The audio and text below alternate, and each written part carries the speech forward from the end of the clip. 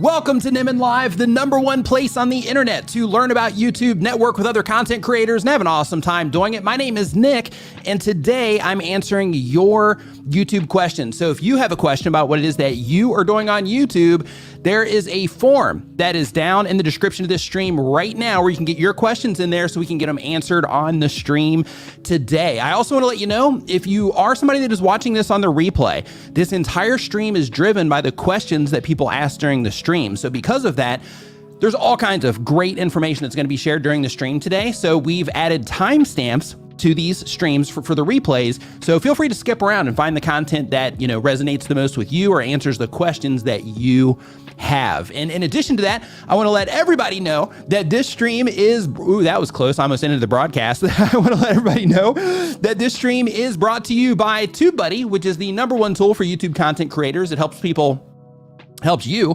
optimize your videos for discovery, helps you test your thumbnails so you can make sure that the thumbnails that you're making are the most effective for the places that you're trying to get traffic from on YouTube. In addition to that, TubeBuddy has 90 different features. A lot of people think that it's just for keywords or just for tagging and things like that, but in reality, there's 90 different features that'll help with your YouTube channel. You can try that out at tubebuddy.com/Nimmin. I got a link to that down in the description below. But if you just go to tubebuddy.com/Nimmin, if you decide to upgrade later, then that will, hook me up. But if you use this link right here, if you're a newer content creator, you'll also get a discount because you have a smaller channel and they're trying to hook you up and, get you moving.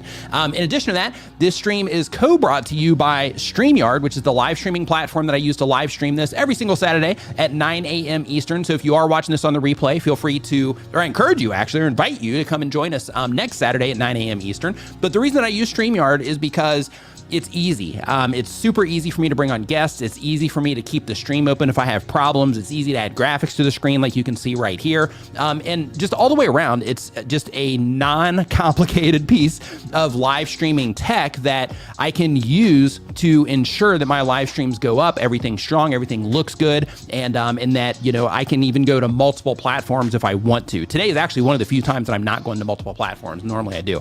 But in addition to that, like right now, it's raining / storming here where I am just a little bit. It was pretty strong here just a little bit ago.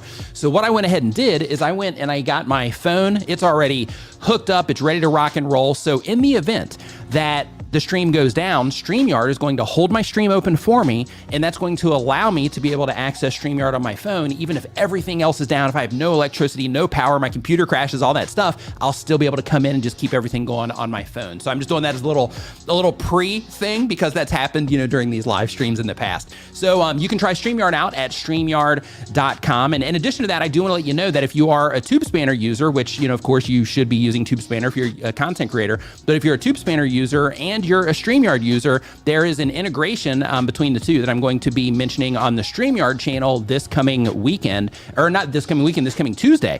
So I encourage you to join me over there so you can see how that integration is going to benefit you and your workflow as it relates to, using TubeSpanner with StreamYard to get your live streams up and, put everything together that you need to put together as part of the process for getting everything scheduled. So with all that out of the way, I hope everybody's having a fantastic week. I hope you're excited to, listen to the information today. I really encourage you, if this is your first time here, make sure you subscribe because we talk about all things YouTube here on this channel. I keep people up to date with all the different things that are happening in the world of YouTube as it relates to content creators. And I teach people about all the things that you need to know about YouTube in terms of the information, tools, and resources that you need to help you succeed here on the platform. So I encourage you to subscribe if you are new here. And with all that out of the way, I also want to let you know that we do have a free music service for YouTube content creators as well. While we're getting this whole thing ramped up, just, getting all this out of the way as people are coming in. But we also have a free music service for YouTube content creators where if you want to stream us in the background of your live streams, you can do that at creatormix.com/stream, or you can download the music and use it in your videos, podcasts, courses, anything like that. But you can find all of that over at creatormix.com. I'm throwing all kinds of stuff at you today, right? We're just going ahead and getting it out there. And we're going to go ahead and start getting into the content. So one thing that I do want to let you know is that there's a form. I'm just going to go ahead and drop it right into the description here. D in the house. What's up, D? Hope you're doing awesome, man.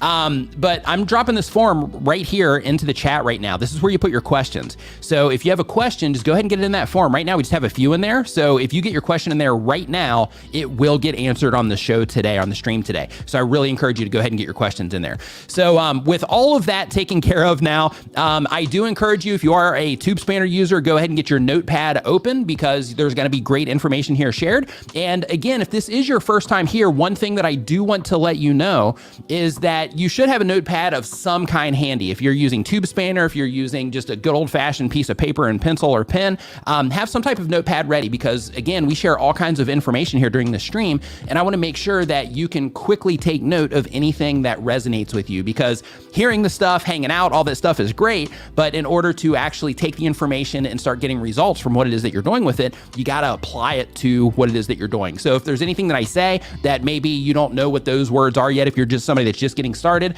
if I talk about, like let's say CTR, audience retention reports, whatever, then just write those things down or take a note on those things, so that we can make sure that that you understand the platform. You can look all this stuff up later because you're taking notes, so that you can understand the platform that you're wanting to operate on, or that you are currently operating on. So go ahead and get those notepads out.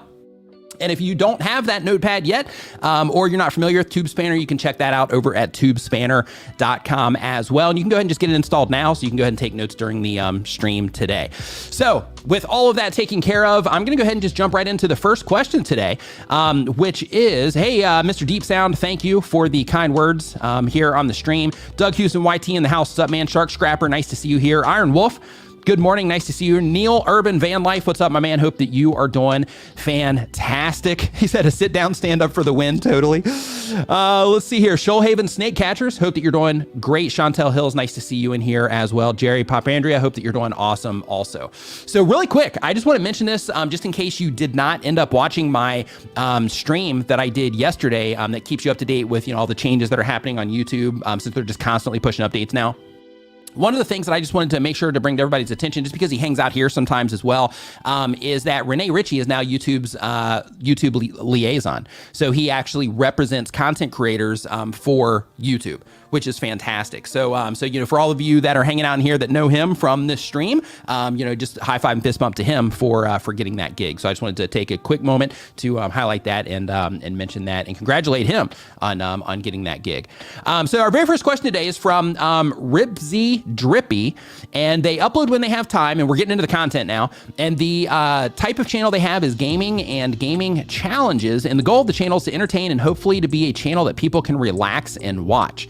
And the question is, how do you get the viewer to subscribe and like, and how do you get your video to do better, get more clicks and impressions? So this is a great thing to start out with. So when it comes to a great question to start out with. So when it comes to getting people to subscribe, when it comes to getting people to like, when it comes to getting your videos to perform better in terms of getting more clicks and impressions and all that, the very first thing that we'll talk about is on the subscribe side. So if somebody subscribes to your YouTube channel, or they're watching your video and they get some type of value out of it, to where in their brain they think, oh, this is good, I want more of this, then they're going to hit that subscribe button. Now there are things that you can do to nudge people, and they're extremely effective. So anybody that's like, oh, asking people to subscribe isn't effective, don't listen to anything else they say, because it's effective.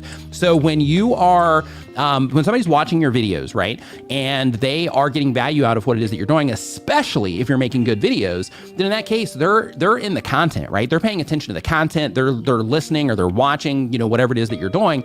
And if they're not a YouTube content creator, they're not thinking like, oh, I gotta subscribe. Should I subscribe to this channel? Should I not subscribe to this channel? They're just having the experience. They're on their phone, maybe in the bathroom, or, they're somewhere, interacting with your video, and they're just doing their thing, watching and enjoying the content. So a thing that's extremely effective is to nudge them in some way. Now, there's subtle ways that you can do this, where you just add graphics to the screen, that sort of thing. But when you do it verbally and you attach a why to it, then you can increase the amount of people subscribing to your channel. But keep in mind, you got to make sure that you're adding value first before this works. But basically, the approach is, when you're asking somebody to subscribe, a lot of content creators will just say, hey, make sure you're subscribed, to the channel, somewhere at the beginning of the video or whatever. And what you want to do, instead of taking that approach, is you want to tell people what value that you bring through your YouTube channel, so that they can see why they should subscribe. So for example, let's say that you are teaching people about coffee. In that particular case, or you're sharing information about your love of coffee or whatever it is, then you could simply say, while you're putting the content together somewhere just in a random place in the video, you don't have to stop the entire video to highlight the call to action to subscribe. That's what that's called, a call to action. But basically the idea is, let's say that you're sharing your love of coffee with people. And while you're sharing your love of coffee with people, you are just talking about the beans. Maybe you have a moment where you're at the coffee machine and you're putting the beans in there. Then at that moment in time, and this applies to gaming content, crafting content, like everything. Like as you're doing the content, when you just have a spare moment, just mention, oh, by the way, I put out content like this every, whatever your schedule is, or every week, depending on how often you upload. Just I put out content like this every week. So if you're enjoying this video so far, make sure you subscribe. And by doing that, what you're doing is you're just kind of reinforcing like, hey, my entire channel is this type of stuff. So if you're enjoying this, you've made it this far in the video, then go ahead and subscribe. And by doing that, what you're doing is you're bringing the idea of subscribing, or the reminder to subscribe to your YouTube channel, to the forefront of their mind, and you're increasing the chances of them taking that action. So of course, it all starts with the value that you're bringing and the, what they are getting out of your content first. But by adding those calls to action, it can increase the amount of people that are subscribing to your YouTube channel. Now, the second part of this question is, and Tablet Pro, hang out for a second, because I got something for you too, because I saw your question here before we started the stream, and I just want to mention something to you really quick also. But basically, the second part of the question is getting more clicks and impressions. So when it comes to getting more impressions, that's going to come down to you getting more clicks, of course, and it's also going to come down to how people respond to your video content. So basically, what an impression is, if you've never heard that word before, let's say you're just getting started on YouTube, you've never hung out here, you've never heard us talk about that before. What an impression is an impression is when YouTube shows your thumbnail and title to somebody on the platform. It can be on a mobile device, on a TV, on a computer, whatever. But it's when they show your content to somebody on the platform for more than a second. That counts as an impression. So impressions, the way to think about that is that's YouTube showing my content to somebody. So every one impression you have is one page that your content has been fully visible on, okay? Or one, mobile scroll, or whatever the thing is. So what you want to make sure that you're doing is you want to make sure that when you think that YouTube is not, promoting your content or showing your content to people, the very first step that you got to take is you need to go into your YouTube analytics, which is in the back end of your YouTube channel in your creator studio. You need to go into your YouTube analytics and just look at your impressions tab. And you can look at this channel wide, and you can also look at it for each individual video that you publish. And what you do is you go in there and you look to see the amount of impressions that you're getting, and that's going to prove to you that YouTube is showing your content to people. It might be a lot of people, it might be a little bit of people, or a few people, I guess is probably a better way to say that. But the idea is when YouTube is showing your content to people, and you can prove that by seeing it inside of your analytics, then the next part of that, hurdle is, okay, well, heck, YouTube is showing my content to people, but people aren't clicking on it. So people aren't coming in and watching the videos, which means it defaults back on you. So what you have to do is you have to think to yourself, okay, now if YouTube is showing my content to people, but they're not clicking on it, why would they not be clicking on it? Is it not clear what this is about? Am I not helping people identify? Because, YouTube is showing your content next to a bunch of other videos, or, in a mobile feed next to a bunch of other content and whatnot. So what you got to think about is, one, is it clear to people what this video might be about? Is there any type of curiosity gap attached to where, if it's not clear, to where it makes people think like, oh yeah, I definitely want to click into this so I can see exactly what's happening based on something, maybe epic that you're doing in your thumbnail or something like that. But you also want to make sure that you're looking, in the thumbnail in that regards, in terms of how clear is it? Is it not cluttered? Are the things that I need people to be focused on, are those the things that are prominent in the thumbnail? That's the exercise you want to run through on the thumbnails. But in addition to that, you also want to think, Choppa, what's up, my man? Hope you're doing awesome. Nice to see you in here. But you also need to think about your titles as well, because your thumbnails and your titles work together as a team, right? So you also have to think about, okay, if my thumbnail grabs their attention, what is it about my title that's going to compel somebody to click on what it is that, what it is that I've written in the title? So you have to make sure that you're thinking of it through that lens, in terms of, how does my thumbnail help people identify that this is something that they care about? And then with my title, what am I doing there that will compel somebody to click? And what you need to do if you're trying to increase the response that you're getting with what you're publishing is you just have to think to yourself, when you're putting it all together, okay, what about this thumbnail would help somebody identify it? What about this thumbnail, if the thumbnail was the standalone thing, might compel somebody to click on this? What about my title? would compel somebody to click? Or what about my title is informative enough to where, if it's not, super compelling, at the very least, it's something that at least gives people the information they need to make a decision on if they want to watch this video or not. Because the thing is when we're publishing content to YouTube, the thing that a lot of content creators, they don't really know is that when you are publishing content to YouTube, you're not just competing with other people in your niche. You're competing with everybody else on YouTube that the system thinks that your viewers might also be interested in, right? So because of that, you're competing with all of this great content, new content creators that have been on the platform for a decade, creators that have been on YouTube for, a year, 5 years, all that stuff. You're competing with everybody that the system thinks that your audience or the people that you're trying to reach might be interested in. So because of that, you have to really put that effort into putting your thumbnails and titles together in order to make sure that everything is clear enough or informative enough or compelling enough for somebody to want to click. And another thing with that is a lot of that just starts at the topic. So, in some cases, like your topic can suck, but your thumbnails and titles can be awesome. But if the topic itself sucks, then you're going to have a negative impact on the amount of people that are clicking through. So you have to make sure that you're putting all of those pieces together. And this is a challenge. That's why we do this live stream every Saturday, because this is a challenge in terms of, unpacking, okay, how do I get people to, identify that my content's something that they care about? How do I compel people to click? Things like that. So you got to make sure that you're digging into these things, that you're identifying, those issues that you're having, but you also have to make sure that you're being intentional and defining all aspects of it. That's why it's so important to research a little bit before you decide to make a video, so you can see, at least loosely, is there some type of, interest around this topic that I'm going to be talking about? Because, you can talk about things that are proven, that have, a lot more people that are a lot of people that are interested in them, but you can also talk about things that there's not a lot of people that are interested in them. And when you talk about those things that not a lot of people are interested in, you can still get views, you can still get a lot of views. If it's, not as many people, but still a lot of people, you can still get a lot of views there. But the idea is when you are topically thinking, okay, this is for the people that I'm trying to reach, but how can I also kind of generalize this so it's going to reach the largest amount of people that I'm trying to reach? That can also be something that can be really helpful for helping you, get more views and just get more activity in general. So that was a good start. Great question there. So thanks for asking that question. I appreciate it. So let's see here. So really quick, we had a super chat come in. I'm going to go ahead and answer this really quick. It says, can YouTube Shorts be a channel killer for new YouTube creators? No. So when it comes to YouTube Shorts, one of the things that YouTube has done recently is they've separated analytics, and by separating analytics, now you can start, kind of seeing how things are being not controlled, but how they're being monitored in a different way. So the way to think about YouTube Shorts is YouTube Shorts are going to push you into new audiences. It's kind of the role of YouTube Shorts at this moment in time.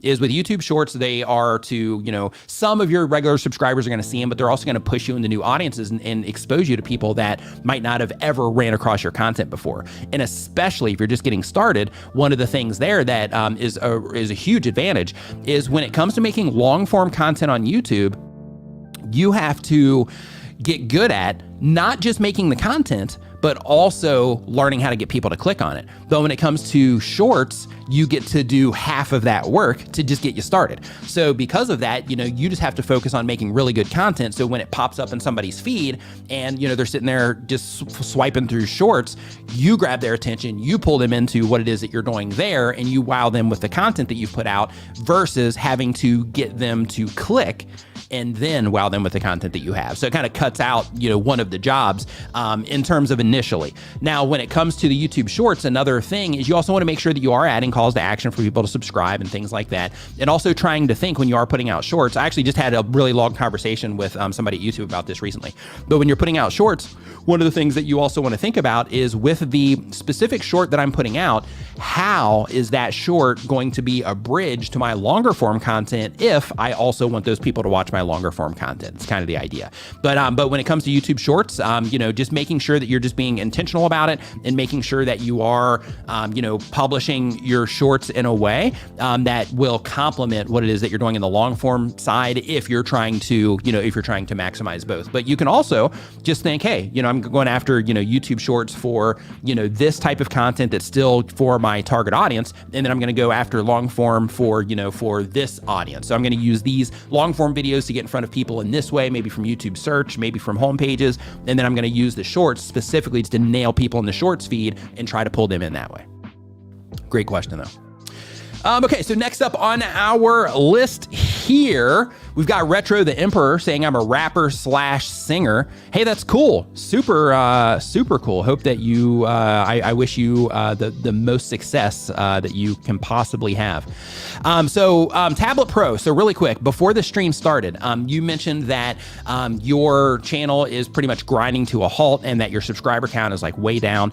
One thing that I noticed when I looked at your channel, because I was like, oh, hey, I wonder what the issue is there, because I was just killing a few minutes before, the stream started. And I looked at your channel and I saw that you're doing, like you're teaching people how to use the tablets and how to maximize, what it is that they're doing with the tablets, but then you're also uploading like speed art content.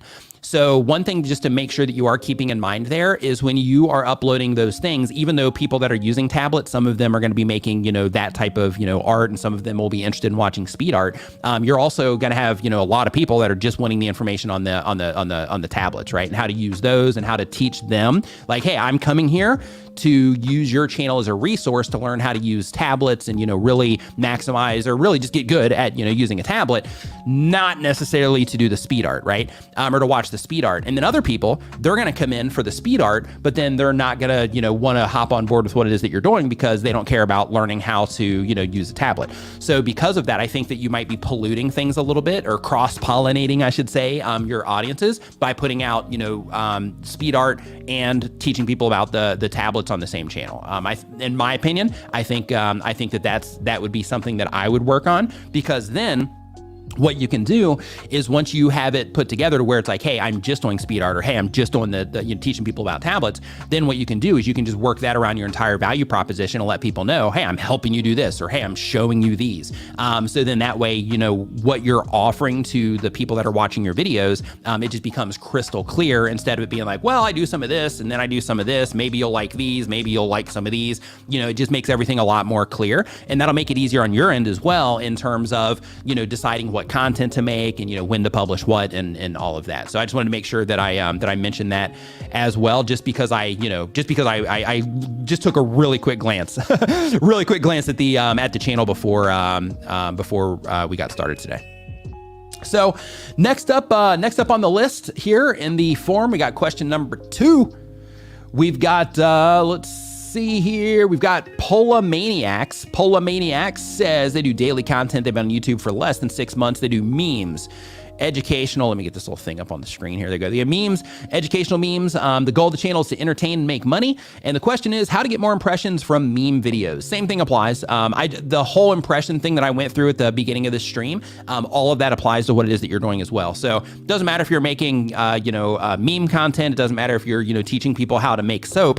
Either one, the rules still apply in terms of you got to be able to get people to click on what it is that you're doing. You got to be able to give them a good experience with the actual content itself, so that YouTube will deem it as a good experience for their viewers and a piece of high performing content with a high performing click-through rate, so that YouTube can say, when we show this, the system can say, when this is shown to people on the platform that are interacting with YouTube, they respond to it at a competitive rate. That's it. Like once you get it to that, then you'll start getting more impressions on your videos. But you have to, use the impressions that you're currently getting as your testing ground, and you'll always do this, but use your impressions that you're currently getting as your testing ground on, okay, what can I do differently with my thumbnails to try to get people to click? So if my last video, let's say I got, like if you're just getting started, let's say you got, 10,000 impressions on your first video, or 1,000 impressions on your first video, that's 1,000 people that your video was potentially put in front of. And because of that, you have to look at that and say, okay, well, YouTube put my video in front of 1,000 people and I got like 2 people to click. So because of that, I need to, work on how I'm packaging things up from the outside. I need to make sure that I'm looking at it through the lens of helping people identify it, helping people, see that it's something that they care about. And then of course, having it be something compelling. So next question that we have here on the list, this one is from, they don't have a channel, it looks like. And they say that they are not yet a creator, but as a content consumer. Oh, this is interesting. Okay.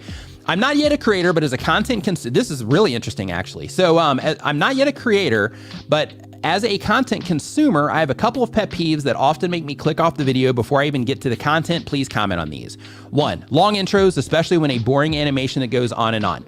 That is proven to negatively impact videos. So the way that you feel is reflected across the entire platform, across all genres of content. When people have those long, boring logo intros, if you go into, like on the creator side, we have something called audience retention reports. And our audience retention reports are a second by second graph of how people are responding to our content on average. So we can see like, hey, people are dropping out here, people are dropping out here. I lost 3% of viewers during this part. I lost 5% of viewers during this part, and so on. So what happens is you can go in and look at the audience retention reports on channels that do that, and you'll see that, you know, they'll lose, in some cases, it'll be a low percentage, and in other cases, it'll be a massive, like they'll lose a majority of their viewership during that thing that they think is important, you know, an important piece of their content. And the funny thing is, a lot of content creators, they will look at it like, oh, hey, this is branding, this helps get my, you know, thing out there or whatever. But the funny thing is that a lot of people don't think of is they don't think in scale. So they'll think, okay, well, yeah, sure, I lose maybe, you know, 3% of my viewers during, you know, this particular 5-second or 10-second clip that I have to splash my branding in front of them. And they'll think of it like on a per video basis. And it doesn't seem like a lot of people. But if you scale that out across a content library, or even across the content that a creator is going to be making over the next year, that 3% becomes a staggering, you know, amount of people that you miss the opportunity, or that the content creators miss the amount, or miss the opportunity to, you know, impact in some way. So, so you are spot on there in terms of, you know, like what you're saying here is proven in data. The next is asking for a like or subscribe before I even see 1 second of content. How presumptuous would it ask me to do this blindly? Asking for this near to the end of the content is fine, as then I have ideas for quality and the value of the video the creator provides. So this one goes back and forth. So when it comes to this, if they do it incorrectly, then of course, you know, you want to make sure you put a hook of some kind in there first. So a hook from the content creator side, because you're coming into this as a consumer. But from the content creator side, we try to use hooks or just interesting parts of the video or interesting things of the video in order to, you know, capture somebody's attention when they first click on it, or to confirm that they're in the right place so they don't think they're being clickbaited and things like that. So typically, you want to make sure that you add that type of, you know, hook or intro to your videos. And then after that, once you know they know what it is they're going to get into, then you can set it up in a way. So one of the things that I used to do on mine, and I'm slowly bringing it back as I slowly took it out before, and I've taken a substantial hit on subscribers because I did this. But what I did before is I used to say, I did my hook, and then I would say, hey, if this is your first time here and you want to learn how to grow your channel, make videos and all types of other YouTube related stuff, start now by subscribing and clicking the bell so you don't miss anything. And that was extremely effective. And on that being effective, one of the wins with that is I wasn't just saying, hey, subscribe to the channel. If you're new here, subscribe. I let you know exactly what it was that I was offering on the channel, so then you at least had some context. So if you subscribe in that moment in time or not a big deal, but you at least know that that's the type of content that I, you know, publish on a regular basis. And therefore, if you want to make that choice to subscribe, then it makes a little bit more sense. So when you are doing those types of things, or when content creators are doing those types of things, absolutely it's a turnoff. If you start a video and somebody's like, hey, welcome to the video, my name is Bob. Before we get started, make sure you like, comment, subscribe, and, you know, do all these things. Absolutely. It's a turn off, and, you know, and you can see, you know, mass amounts of viewership loss during, you know, those moments in time. That's why you want to get a hook in there first, and then you want to actually give people a reason. But a better way to do it is to try to sprinkle it in somewhere in the video where it's non-intrusive, where it's just something that you mention in passing. But the bonus at the beginning is, as long as you set it up right, as long as you understand your audience, you know who it is you're trying to reach, you know the things they care about and all that, as long as you set it up right, you catch it at the beginning when the majority of the people are still watching the content as well, which is a win. So next up on our list, we are now on number 4.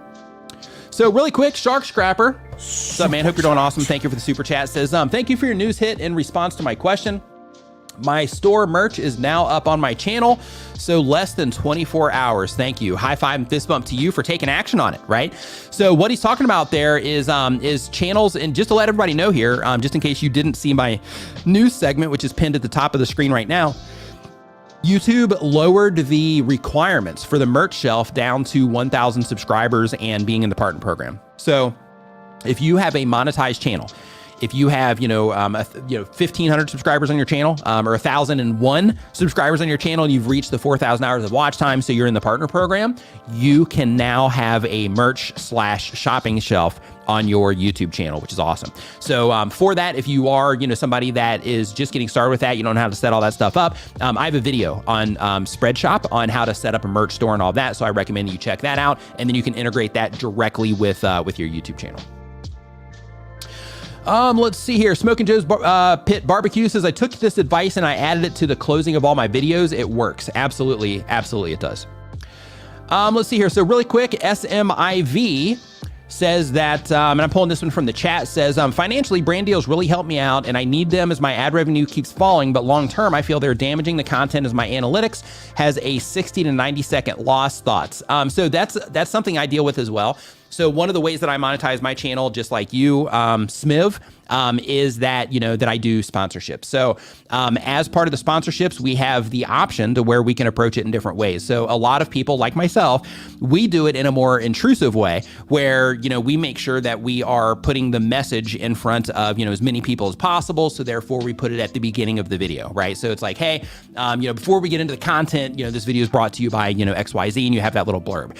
Without question, you lose viewership during that. You miss the opportunity to, impact people when you do that, and all of that. But at the same time, that's also one of those things where you have to balance it out. And you have to say, okay, some of my content, I'm not going to have any of those messages in there. And that's just going to be that content that I'm intending to use as the content that's going to grow the channel. And then the other content, the sponsored content, of course, you want to get that in front of as many people as you can as well. But when you are looking at it through the lens of, okay, this is part of the revenue side of my channel, so therefore I need to make sure that I do work in these things, then in that case, you look at it from the lens of, okay, this one isn't intended to get, a lot more views or a lot more subscribers than the other content. The goal of this video is to spread awareness and about this brand, and also to, get that revenue in return. So when it comes to that, you have that approach. But then another approach that some creators take is at the beginning of the video, they'll say, this video is brought to you by XYZ, more about them later in the video.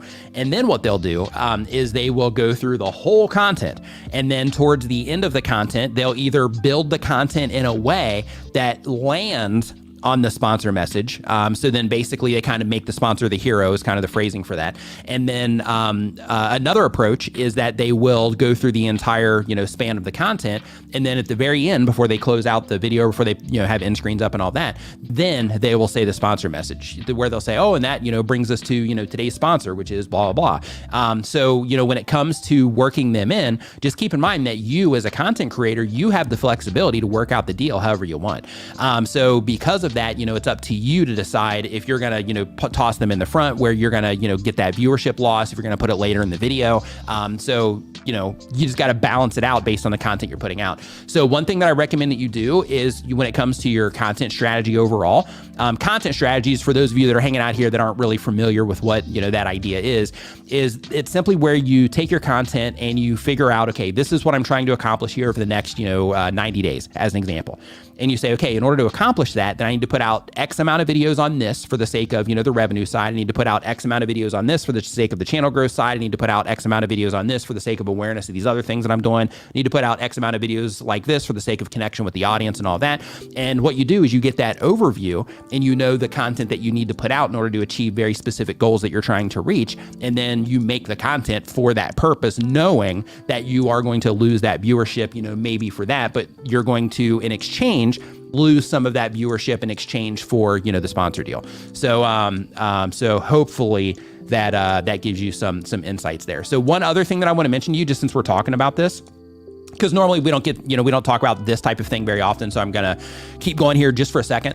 But other things you can do when it comes to negotiating with the brands that you are working with is one thing that can be extremely advantageous on your side. If if your revenue fluctuates, is working out longer term deals. So a lot of content creators will just be like, hey, I'm just doing one-off videos and I'm just constantly on the grind for brand deals and all that, which can be a lucrative way to do it because you can, charge more per video. But if you also want just super consistent income over the course of the year or 2 years, depending on the deals that you work out, or 6 months. If you just want super consistent income, then in that case, working out longer term agreements to where, as part of your sponsor deals, you end up working it out to where you do like a video per month, or, you know, a video every other month, or a couple videos per month, or, you know, something like that. So I encourage you to take that approach. But also during your negotiations, if you're having trouble with things like, you know, hey, we want our message here at the beginning, then in that case, if you're like, yeah, but I put them at the end, and they're kind of giving you some slack on that, then one thing that you can also use that I've found to be valuable is you can offer to them that you can go into your AdSense account, and if they give you a list of the advertising URLs of their competitors, then for a certain period of time, you can go in there and you can drop those in there as well. So then their advertisers can't advertise on any of your content. So when doing that, you might take a hit depending on how much they're spending, you know, targeting your specific videos. If they're even targeting your videos at all outside of, you know, keyword targeting, you can use that as a way to say, hey, you know, this way that your message is going to be the only one that's going to get in front of my audience when they're watching my videos. You can also use that as, you know, a little bit of leverage there as well. So a lot of thoughts on that. So hopefully all that made sense. So Yard Sales and Dreams, thanks for the super chat, says, can you talk about watch hours? I've been keeping track of watch hours on the mobile app, which says I'm over 4,000 hours, but on the studio, YouTube website, I click on the monetize icon, it's different. If you're seeing something different inside of your creator studio than you're seeing in the mobile app, it could be based on your public counts. So what you want to look at, if you look under your monetization, you're going to see, you know, the little meters that they give you. Those are based on your public count. So what that means is, if you have videos on your channel that have you know, accumulated views, watch time, and all that, and then you unlist those videos. Let's say you do live streams and you've accumulated a lot of you know, watch time through those live streams, and you unlist them, then the public watch time is going to be gone, and that's not going to count towards your monetization. So you just want to make sure that that when it comes to your monetization, that you are looking at it from inside your creator studio, so that you can just get the, you know, the accurate, you know, reflection of what's actually going on there. And if you find like massive discrepancies as well, you can also reach out to Team YouTube on Twitter. They also have YouTube community forums as well, where you can go and you can kind of plead your case, let people know, or let, you know, YouTube know what's going on, and then they can send you to, you know, the right documentation that will basically say the same exact thing that I just told you. But you know, you can use, you know, resources like that as well to, you know, try to get to the bottom of those types of things, especially if there is like a legitimate like glitch or discrepancy of some kind, because those kind of things do happen. Next up on our list, we're going for Theme Park Blake here, which is from the forum, and they do daily content. It's a theme park channel. The goal of the channel is to become a popular theme park vlogger and enthusiast. And the question is, what are the most important things to keep in mind when trying to understand the YouTube algorithm? I'm going to tell you the most important thing. Is that the algorithm follows the audience. So a lot of people, when they hop onto YouTube and they start making YouTube videos and they start watching content like this, or, you know, other videos on just how to get views and how to, you know, do all this stuff, one thing that they'll start thinking about is like, okay, so my job here as a YouTuber is I got to trick this robot, right? I got to trick this robot. I got to put in the right words in order to, you know, make this robot, you know, show my content to more people or whatever, but it doesn't work that way. How it actually works is that, like, when we publish our videos, content creators think that we publish our videos and then YouTube pushes our content out there to people to, you know, to promote the video. It actually works in reverse. So content creators, we are the secondary. The viewers, the people that are interacting and watching videos, which we do too, but in terms of, you know, the priority on YouTube, the primary is the actual viewers themselves. So what actually happens is when somebody is interacting on YouTube already, when you publish a video, the system is actually looking to see who it is that's on the platform right now that's going to be a great fit for what it is that you just published based on their interest and all the data that YouTube has on their users. So when it comes to the algorithm itself, the idea isn't that you want to try to trick the robot, so to speak. The idea is that you want to think about the viewers that you're trying to reach and the audience that you're trying to grow and the community that you're trying to have. Because when you are thinking about the robot, then you are just focused on like metadata and you're focused on, how many likes I'm getting and things like that. But at the end of the day, when you focus on the viewers, then everything changes, because then you're paying a lot of attention to the comments that are being left in your videos. You're watching your graphs and your audience retention reports. You're paying close attention to your click-through rate, because these are all things that impact how YouTube's algorithm ends up presenting your content to people based on how people are already responding to what it is that you do. So when you publish a video, YouTube gives you impressions, and those impressions, like I mentioned at the beginning of the stream, in case you weren't here for it, an impression is when YouTube shows your content to somebody on the platform. And then from there, if they decide to click on it or not, that's all going to be, up to you and how good you are at targeting your content and all of that, in terms of helping with your thumbnail, helping somebody recognize that it's something that they would care about so that it grabs their attention. And then, from there, you can use your title and anything else that you add in your thumbnail to try to pull them into what it is that you're doing. But at the end of the day, what you're trying to do is you're trying to get the viewers to respond to what it is that you're doing. So you can't trick YouTube, right? So you can't trick YouTube into thinking that your video is better than it is. You can't trick YouTube into thinking that, that people are clicking on it more than they are or anything like that. Everything is based on real data, based on how the viewers of YouTube or the users of YouTube are responding to the content that you're publishing. So instead of thinking through the lens of, like I gotta beat the YouTube algorithm, instead think of it through the lens of, okay, I'm trying to connect with humans here. I'm trying to get the people that care about the type of content that I'm making. I'm trying to get them to respond to it. So what can I do with my thumbnails? What type of videos can I make topically that they'll care about? What can I do with my thumbnails to help them identify it? What can I do with my titles to help compel them to click on it based on, adding, compelling elements or information to your titles? That's the idea. So instead of thinking robot, think human, and just think like, I'm just trying to connect with people who are into content like I make. So therefore I need to get really good at that. I'm going to use my YouTube analytics as a guide to tell me how those people that I'm trying to reach are responding to what it is that I'm doing. Let's see here. So as we keep on going through our list here, we are now on number 5, and we've got Tablet Pro. What's up, Tablet Pro? Says, let's see here, they do tech and tutorials. The goal of the channel is to make creators' lives more comfortable and portable. And the question is, my channel's dying, 25,000 subscribers and over 100 new subs a month. Okay, yeah, we covered this one already, so I'm going to skip this one. So next up, we've got Easton Plays. Easton Plays says they do movie reviewing. The goal of the channel says I want to entertain people. And the question is movie reviewing good content?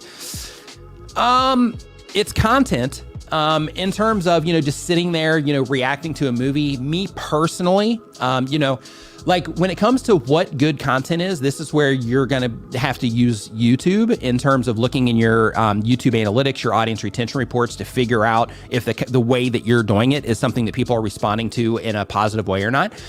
Because in I don't watch movie reviews because I'm just not a fan of movie reviews, movie reactions, all that stuff. It's just not my type of content. In my brain, they are essentially taking someone else's content and then they're trying to make it their own content by doing that, which is fine, but that's just not the type of stuff I want to watch. I want to make stuff that was built from the ground up by a content creator.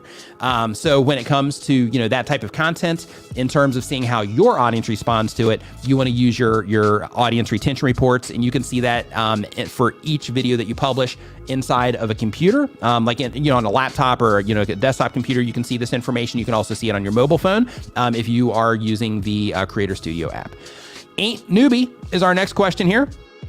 Ain't Newbie says that they upload when they have time and they do gaming content. The goal of the channel is to create Roblox Let's Play videos. And the question is, are RIVPP graphs more audience retention? Okay, graphs more important than the typical AR graphs from YouTube Studio. Since RIVPP is universal to multiple videos, regardless of video length, would it be more important than audience retention? Even though your watch time related stats may be good, at least that's what I'm experiencing. So audience retention and video percentage positions found by downloading audience retention from YouTube Studio. So when it comes to your audience retention, average view percentage is important and total watch time is also important. So both of them are indicators of how people are enjoying your content. Our goal as content creators, our job as content creators, is to put out content that people enjoy at the highest level that we're able to do it. So when it comes to, what is most important is that you're factoring in everything in terms of anything related to your audience retention. And not just that, you also have your relative audience retention as well. So you have your absolute, which is how people are responding, for, each moment of your video. But then you have your relative audience retention, which is how your videos are competing against other videos of similar length. So, you want to make sure you're paying attention to that too. So you can be like, hey, my hooks are great, but after that, everybody else is beating me out. But if you can start getting your content where it's above average with all of, with all the videos that you publish for a majority of your video, then your videos are going to start doing, your videos are going to start doing well. Let's see here. So next up, we've got Power Wheelchairs for Success. They do support guidance regarding wheelchairs. The goal of the channel is to assist and answer questions for wheelchair users and caregivers.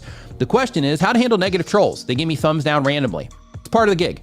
So if you have somebody that's trolling you in terms of they come into your YouTube channel all the time and, every video you publish, or they go across multiple videos in your channel, and they're giving you a hard time there. Dislikes, it's just a normal thing. That's why, people can't dislike bomb and stuff like that anymore. We only see that on the creator side. So it's kind of reduced the, the impact of that. But when it comes to trolls, if they're saying bad things about you, then you can add those words or phrases to your blocked words list, and YouTube will auto hide those comments. Next to every comment on YouTube, there's a 3-dot menu where you can, and even here in the chat, where you can select that and then you can hide a user from your channel. I recommend that you use those options as well. So when you have people, legitimately trolling you, I really recommend that you just block them out. So some people they'll go the route of like, hey, I'm going to just be as nice as I can, try to kind of convert them over into, a regular viewer or whatever. For me, I don't have the tolerance for that. For me, I'm like, hey, if they're coming in here and they're just like negative, they don't have anything, nice to say, or they don't have anything to contribute, or they don't have any legitimate questions, they're just coming in being a jerk for the sake of being a jerk, then I'm going to treat them like a jerk, and they can, just not, like I'm just going to hide them from the channel. They can still see it. They can still interact with the content. They can even still comment, but you're just not going to see it. Nobody else is going to see it, which is a huge win when it comes to that. Next up on our list, we've got Poppin' Missouri. Poppin' Missouri says that they do Funko Pop collecting. The goal of the channel is to have fun and help others, and help others via charity donations. The question is, if you're enjoying the show, remember to give it a thumbs up and share it with a friend right now. The question is, I'm nearing the 1,000 sub mark, but I'm having issues getting view hours. I usually post shorter videos, so my question is, excuse me. So my question is, should I post longer videos to build towards my 4,000 hours? I'm always worried that viewers won't watch a longer video. It's possible. So when you are publishing content to YouTube, short form, long form, any of it, when you're publishing content to YouTube, sometimes you might publish something that people won't watch. Taking that risk and just doing it anyway to see, how good you are at getting people to watch, or to see how much value you can add through a piece of content, or to see how much you can creatively flex, or whatever your thing is, it's something you should try anyway. So not doing it for the sake of thinking that it's possible that somebody might not interact with it.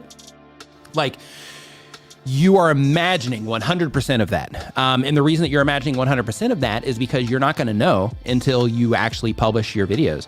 So the same exact thing applies. Like anybody here that hasn't started a channel yet, that you're like hanging out here trying to learn, like, hey, what do I need to do to start a channel?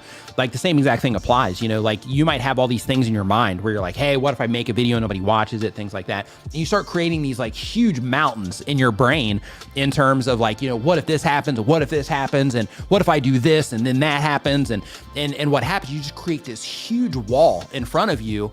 And the funny thing is it's 100% imaginary. Like it's just something that you just make up for the sake of, just running through scenarios of things that could possibly maybe happen, if things were to play out that way. So, if you do have something like that where you are, where you're thinking to yourself, like, hey, I don't know, what if I do this and people don't respond the way I want and things like that? Like, try it. Try it. And you might find that you are right, or you might find that, people respond in a much better way than you anticipated. Those types of thoughts almost kept me from starting my YouTube channel in the first place. So I really encourage you to not go that route. So let's see here. So really quick, I had some super chats come in that I didn't see that I'm going to, Doug just brought to my attention. So I'm going to hit those here really quick.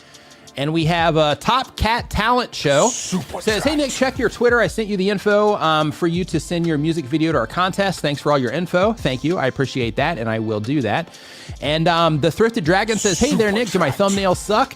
You can see that, like I could go and I could look at your thumbnails and I could give you kind of like a best practice, analysis on your thumbnails, right? But without getting into your YouTube analytics and saying like, hey, your analytics prove to me that your thumbnails could be better or worse, then, I can't really say.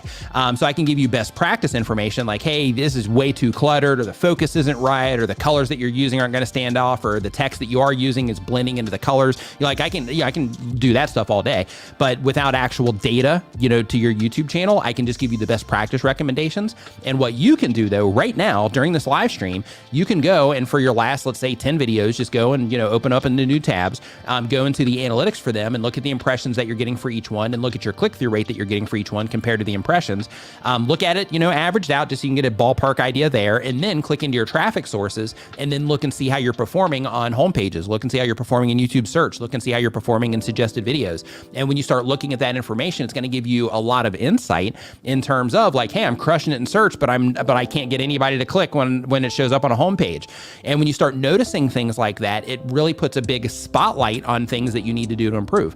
So for example, in that case, your video, if it's getting, if it's doing great in search, but it's not doing great on homepages, that could mean that when people are looking for your video, it's easy to convert them into your video. But when you are in a position to where your content shows up on a homepage when somebody's not expecting to interact with your content, you're not good at grabbing their attention, getting them to click there, which means that's something that you need to work on. So, by going into your analytics, you can really uncover a lot of the information, that you're after when it comes to deciding, hey, are my thumbnails good or bad? My video content, is it good or bad? Using the analytics that we have at our disposal helps you see, all of that. And then you just have to decide from there, how much am I willing to do in order to get these numbers up, right? How much am I willing to learn? How much time am I willing to, commit to this in order to get these numbers up, and then roll up your sleeves and start working on it. So next up, we've got Midnight Wolf Tarot says that if I get more viewers doing live shows, should I stay with that?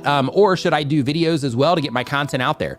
So live videos can also get out there. So it really comes down, structurally to what it is that you're doing in your live streams, how good it is for the live experience, also how good it is on the replay experience.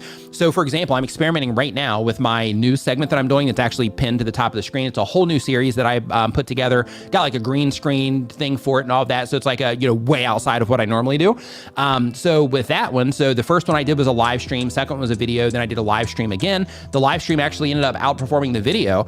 So I was like, hey, let's do another live stream. And then next week, I'm not sure exactly if I'm gonna do a video or a live stream next week, but I'll be sprinkling another video in there somewhere, so that over time I can get roughly about 10 videos, roughly about 10 live streams, and I can compare them against each other and just, get a bigger picture of which ones you guys respond to best, or which ones, perform, better overall.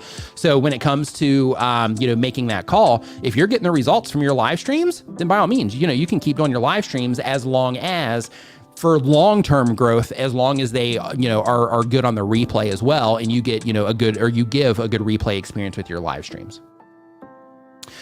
Next up, we got Science-Based Fitness. Thank you for the super chat as well, saying, I'm struggling finding the language to add on my thumbnails. My recent video is about exercise selection. Thumbnail says, what exercise to choose? Would love to hear your process. Thanks. So this is a great question. So when it comes to deciding what text to put in your thumbnails, the very first question to ask is, do you even need text on your thumbnails at all? So it's a common thought for content creators that it's like mandatory to put text on your thumbnails, but that's not the case. So in your case, since you are talking about, science-based fitness, in that case, just focusing on the imagery itself might be something that you want to, or that is something that you should experiment with. So you can first uncover if you even need to put text in your thumbnails at all. Because, the imagery is going to be the thing that's going to help people that are into fitness know that your content has something to do with fitness, which will then drop them down to the title, right? So it's really important to make sure that you are thinking of it in terms of like, hey, it's there, but do I even need to put that in there in the first place?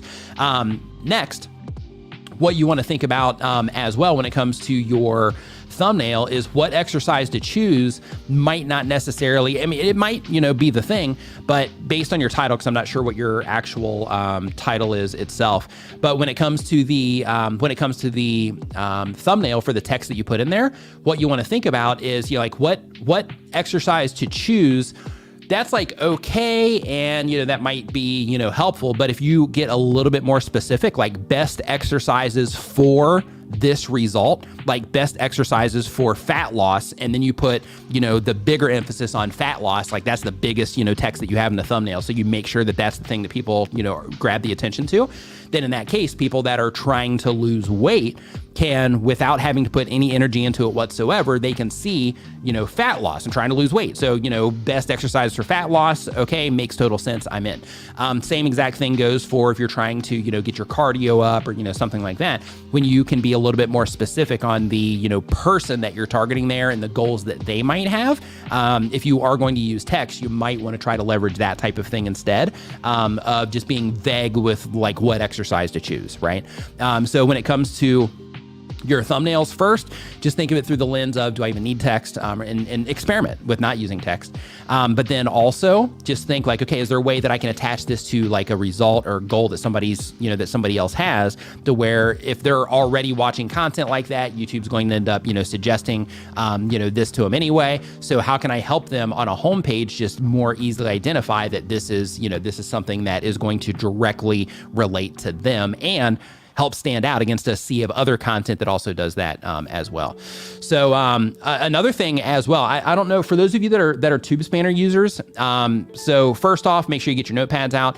But second off, one thing that is really awesome in TubeSpanner, and I've been using this a lot lately myself, is that there is a tool in there to where you can upload a thumbnail and you can actually see how it stands out against all the other content on a homepage, which is pretty awesome. So if you're, on a computer, you can load a thumbnail in and write a title, and then you hit the button to check it or to test it, and it blacks out the screen, and then it pops up on the screen with your thumbnail and your title on there somewhere on the screen. It's always random. And then that helps you just identify like, hey, how quick does this, pull attention? And, out of this sea of thumbnails that I'm competing against right now with on my homepage, how much does mine stand out against all these other random thumbnails as well? So it's a really awesome tool. So that's just a bonus thing that I wanted to mention as far as TubeSpanner is concerned. Relaxing Serenity Sounds, thank you for the super chat. I appreciate it. And Midnight Wolf Tarot. Welcome to the Nimminati. Welcome to the Nimminati. Make sure next time you get the chance, you go to nimminvip.com. It's pinned on the screen right here. That is our members only Facebook group. Make sure you fill out all the information on the way in. And if you can do that before the stream is over today, I'll get you in there. I'll get you in there before the stream is complete. After the stream is complete today.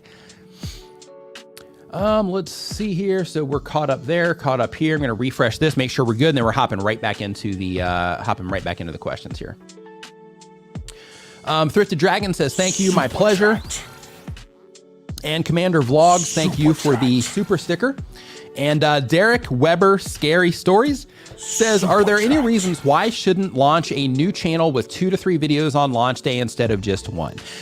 So you can launch it with 2 to 3 videos. I mean, at the end of the day, like your launch isn't just a day. Your launch is like a 3 to 6 month period of time where you are pretty much ramping up the channel and trying to pick up momentum.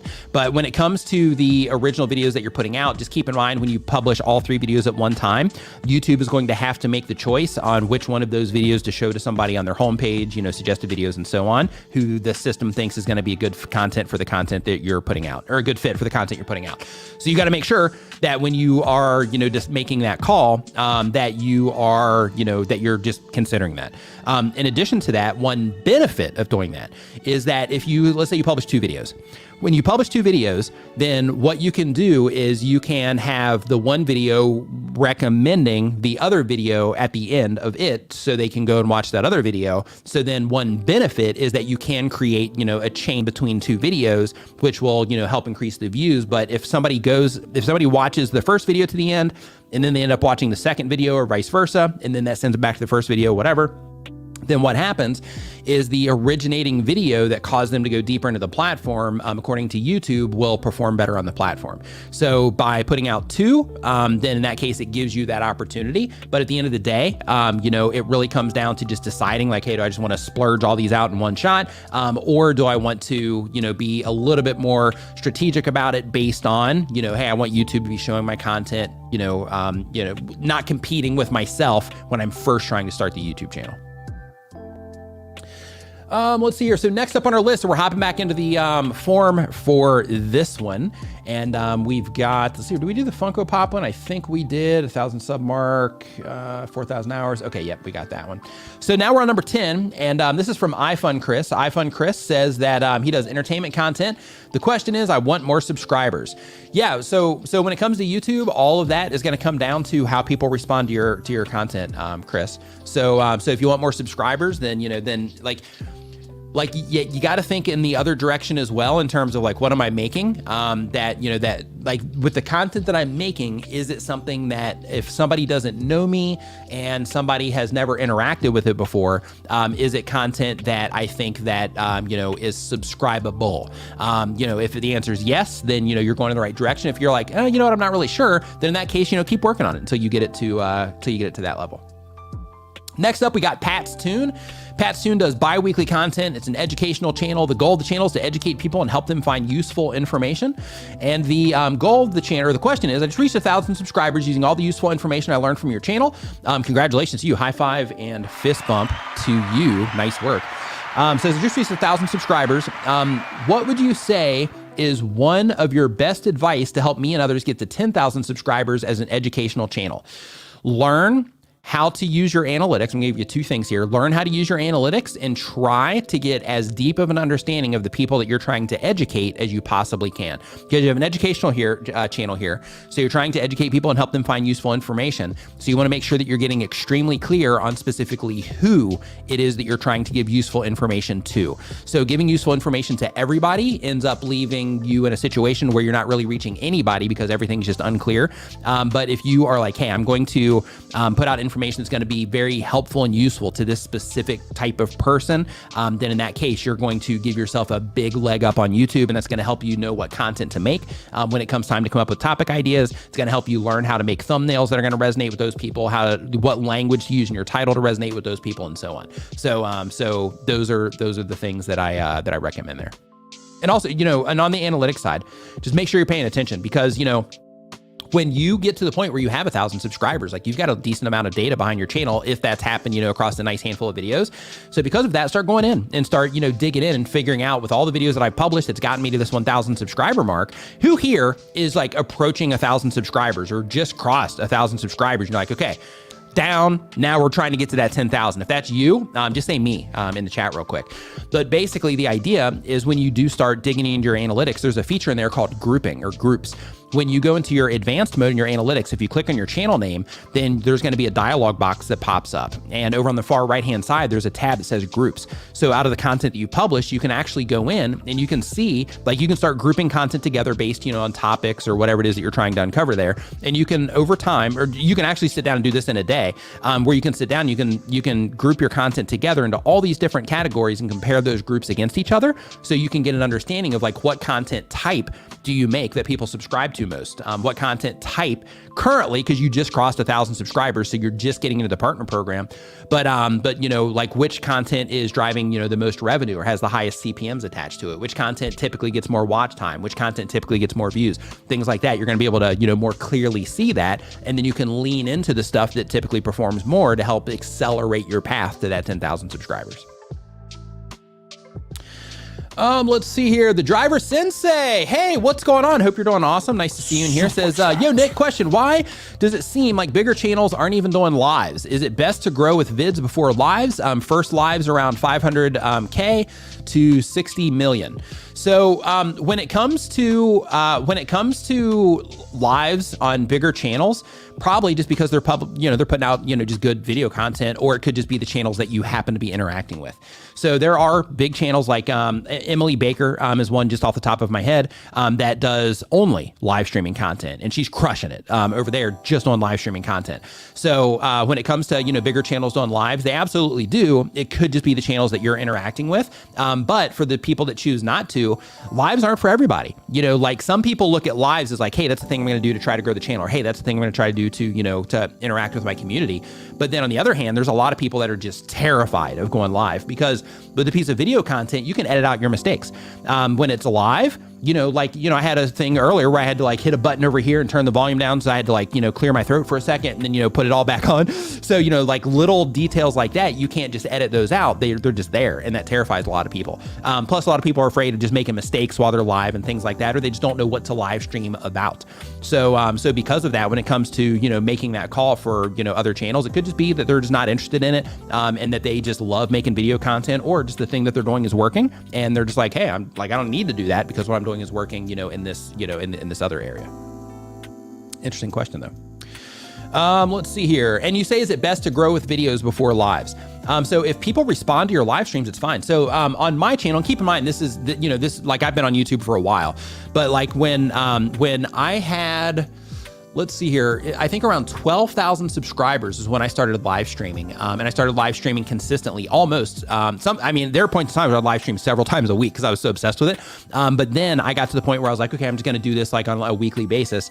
And then I just did it. Like from that point forward, almost, every single Saturday.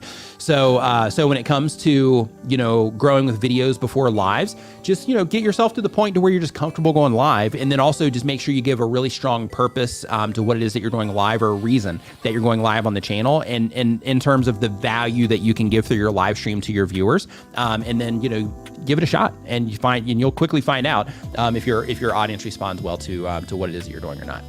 Or if you need to wait a little bit, before you come back in and do it again. Next up, we've got Jess Stanley. Thanks for the super chat there. Jess says, hey, Nick, I love your work. Thank you for the kind words. I appreciate it. Says, you've helped me reach 85,000 subscribers. High five and fist bump to you. Nice work. I'll do it over here. Nope, this one, quick. Nope, this one. All right, there you go. Fist bump to you. Nice work. Says, you helped me reach 85,000 subscribers. My views seem to only be interested in a few certain topics I talk about. I feel like I'm making the same recycled videos to get views. Any thoughts? Welcome to the club. So that's one thing. And I was actually in a meeting with some people at YouTube that are involved in the recommendation system. And in that particular call, I was on there with a few other content creators as well. One of the conversations we were having is that it's kind of unfortunate right now that the way the system is currently, working is that, when you put out content that is, for that audience, that target audience that you're intending, then in that case, can do well. But if you're like, hey, I just want to be creative and make something else that, maybe like a whole other group of people can enjoy, then in that case, like content creators, we feel kind of limited because, just based on how the system works and, growing the channels and making the channel subscribable because it's, based around a theme and all those things, because all of those things are so important in terms of like, long-term sustainability. Like it almost feels like as content creators, we're kind of stuffed into this box. Like once you figure out the path that you have to keep, doing that. So because of that, the thing that I recommend that you try, and this one, basically problems like this, you get over them through experimentation.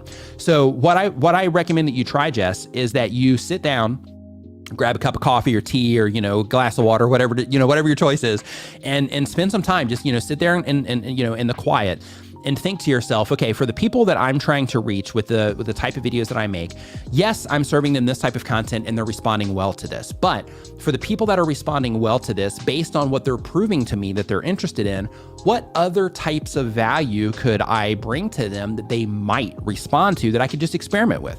Because if I'm putting out videos and some of them aren't doing well when I go outside of my normal topics anyway, then just running some experiments isn't gonna, it's not gonna hurt anyway, because, if you're already running into that situation.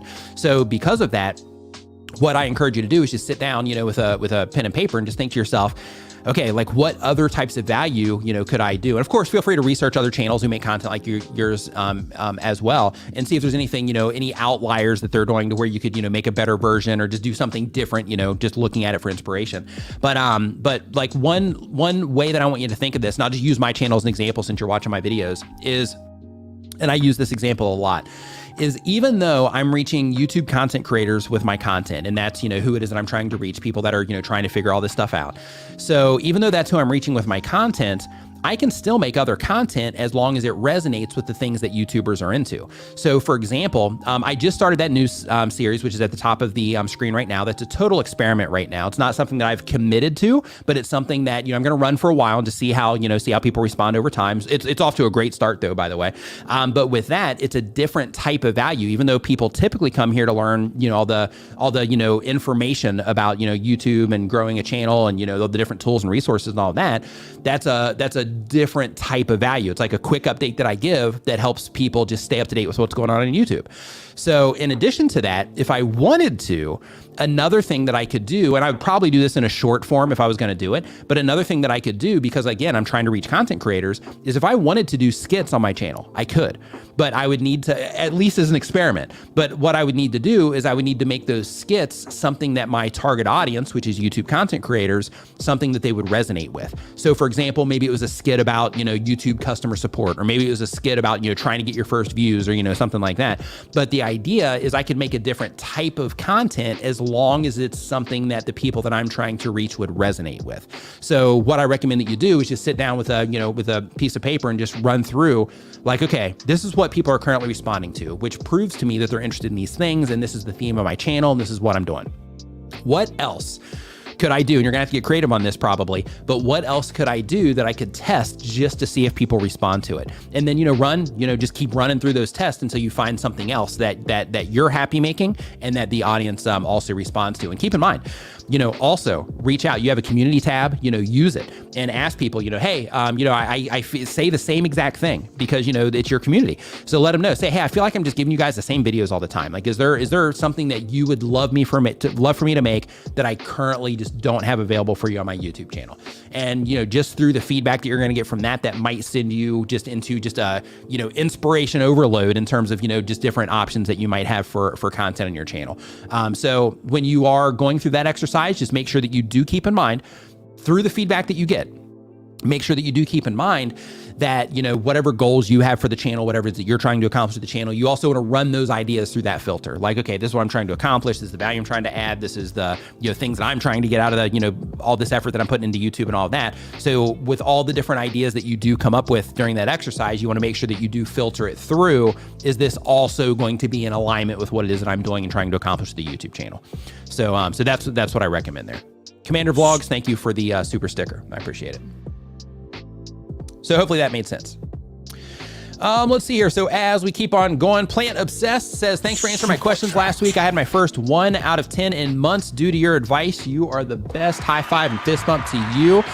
It's due to you and you putting the stuff into action, right? Taking the information, putting it into action and like doing the thing. So high five and fist bump to you for doing the thing. And congratulations on that 1 out of 10. Love it. Let's see here. So the Bearded Tyrant, love the channel name, says, hey, and I'm not as, bearded as you might be. Maybe, I don't know, because I can't see, but I'm there with you on the beard thing. Says, hey, Nick, Variety Gaming Channel, my shorts have been picking up and I'm finally on a schedule for my streams. I thought it would be adding a mini game and a stream would be a good way to keep retention during live. It could be, this is one of those things where, if you have an idea, like, part of being a creator, and this is going to be, a quick soapbox moment, so bear with me. But like part of being a creator is coming up with ideas like this and being like, you know what? This is something that popped up in my brain. It would be a good fit for the people that I'm trying to reach. So let me try it. Let me just try this and see how people respond to it. And when you do that, you're going to, you'll find out quickly, hey, doing this little mini game while I'm doing my stream, people love it, or people don't really seem to be responding to it, or people don't really seem to care, one way or the other. And then by doing that and by doing the experiment, then you actually start getting some feedback from the experiment. And then that helps you make the decision on if you should keep walking down that path or not, or if you should just go back to the lab, so to speak, and try to come up with, additional ideas that you can use to add value. But yeah, in terms of, would it be a good way to keep, keep the retention? It's definitely something to try. So I'm going to scroll down the page here, make sure I didn't miss anything, and I think I'm good. Let's see here. So Commander Vlogs, thank you again. And let's see here. Broken Justice True Crime, thank you for the super sticker there as well. Thank you. Okay, so next up on our list, and I'm hopping back into the form for this. So if you're just joining the stream, we are talking about YouTube and all things related to YouTube. The questions that I'm answering, I'm kind of going back and forth a little bit. I'll jump in and grab, some out of the chat as well, but I'm focusing mostly on the form that is in the description of this stream right now. So if you do have a question, make sure you get it in that stream and we'll try to get it answered here on the stream today.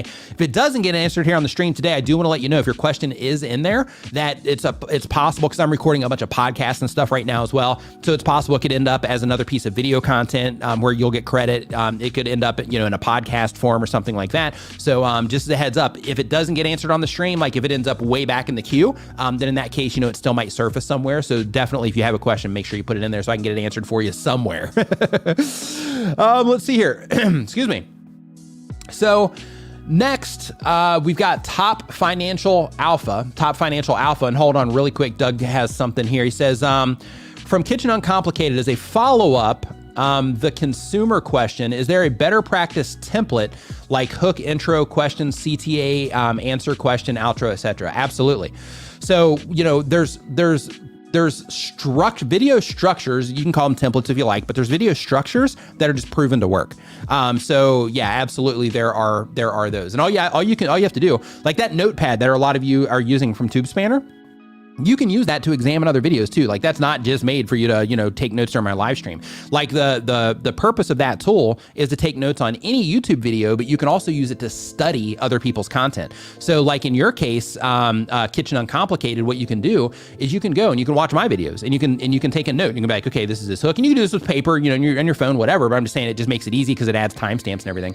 But you can say, okay, hook. This right here, he kind of built up, the thing he's going to be talking about. Here he did the call to action. Here he did this. Here he did this. And you can, just use that notepad to analyze all the other videos that you're watching on YouTube. And then you can start looking at those notes because you can download them into your computer.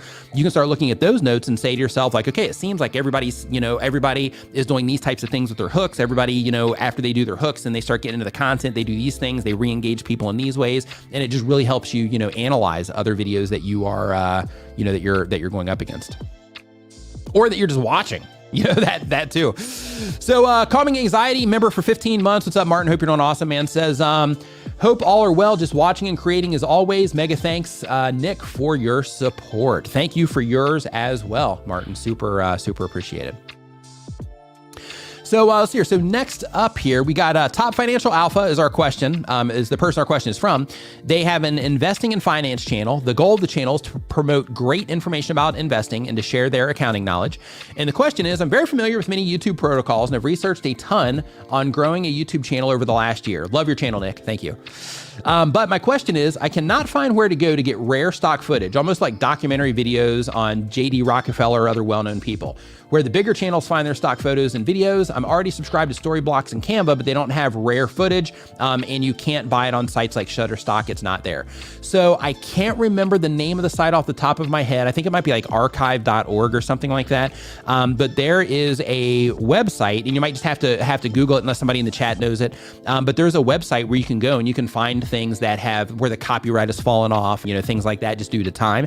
And you can, use footage and songs and things like that. Some shady companies will still try to, claim those sorts of things as well, even though they don't even have the original rights to them, just because the copyright has fallen off and they're just shady. But I think it might be archive.org, but I can't remember the specific website off the top of my head. Hopefully somebody in chat will be able to recommend it. But the whole thing is that. It's exactly what you're looking for. The whole thing is like, just old footage and old, just old images and things like that it's basically just historical things that are no longer copyright protected. So I would definitely just hop on Google and look for that. But I for some reason, I want to say it's archive.org, but I'm not 100% sure if that's it or not. I wish I had the name off the top of my head for you, but I don't, unfortunately. So next up on our list, we got the Bunny Gathering. Bunny Gathering says that they do horror documentary exposure content. The goal of the channel is for personal entertainment. And the question is, how important are other social medias in connection to a channel's growth? What social medias are best to have?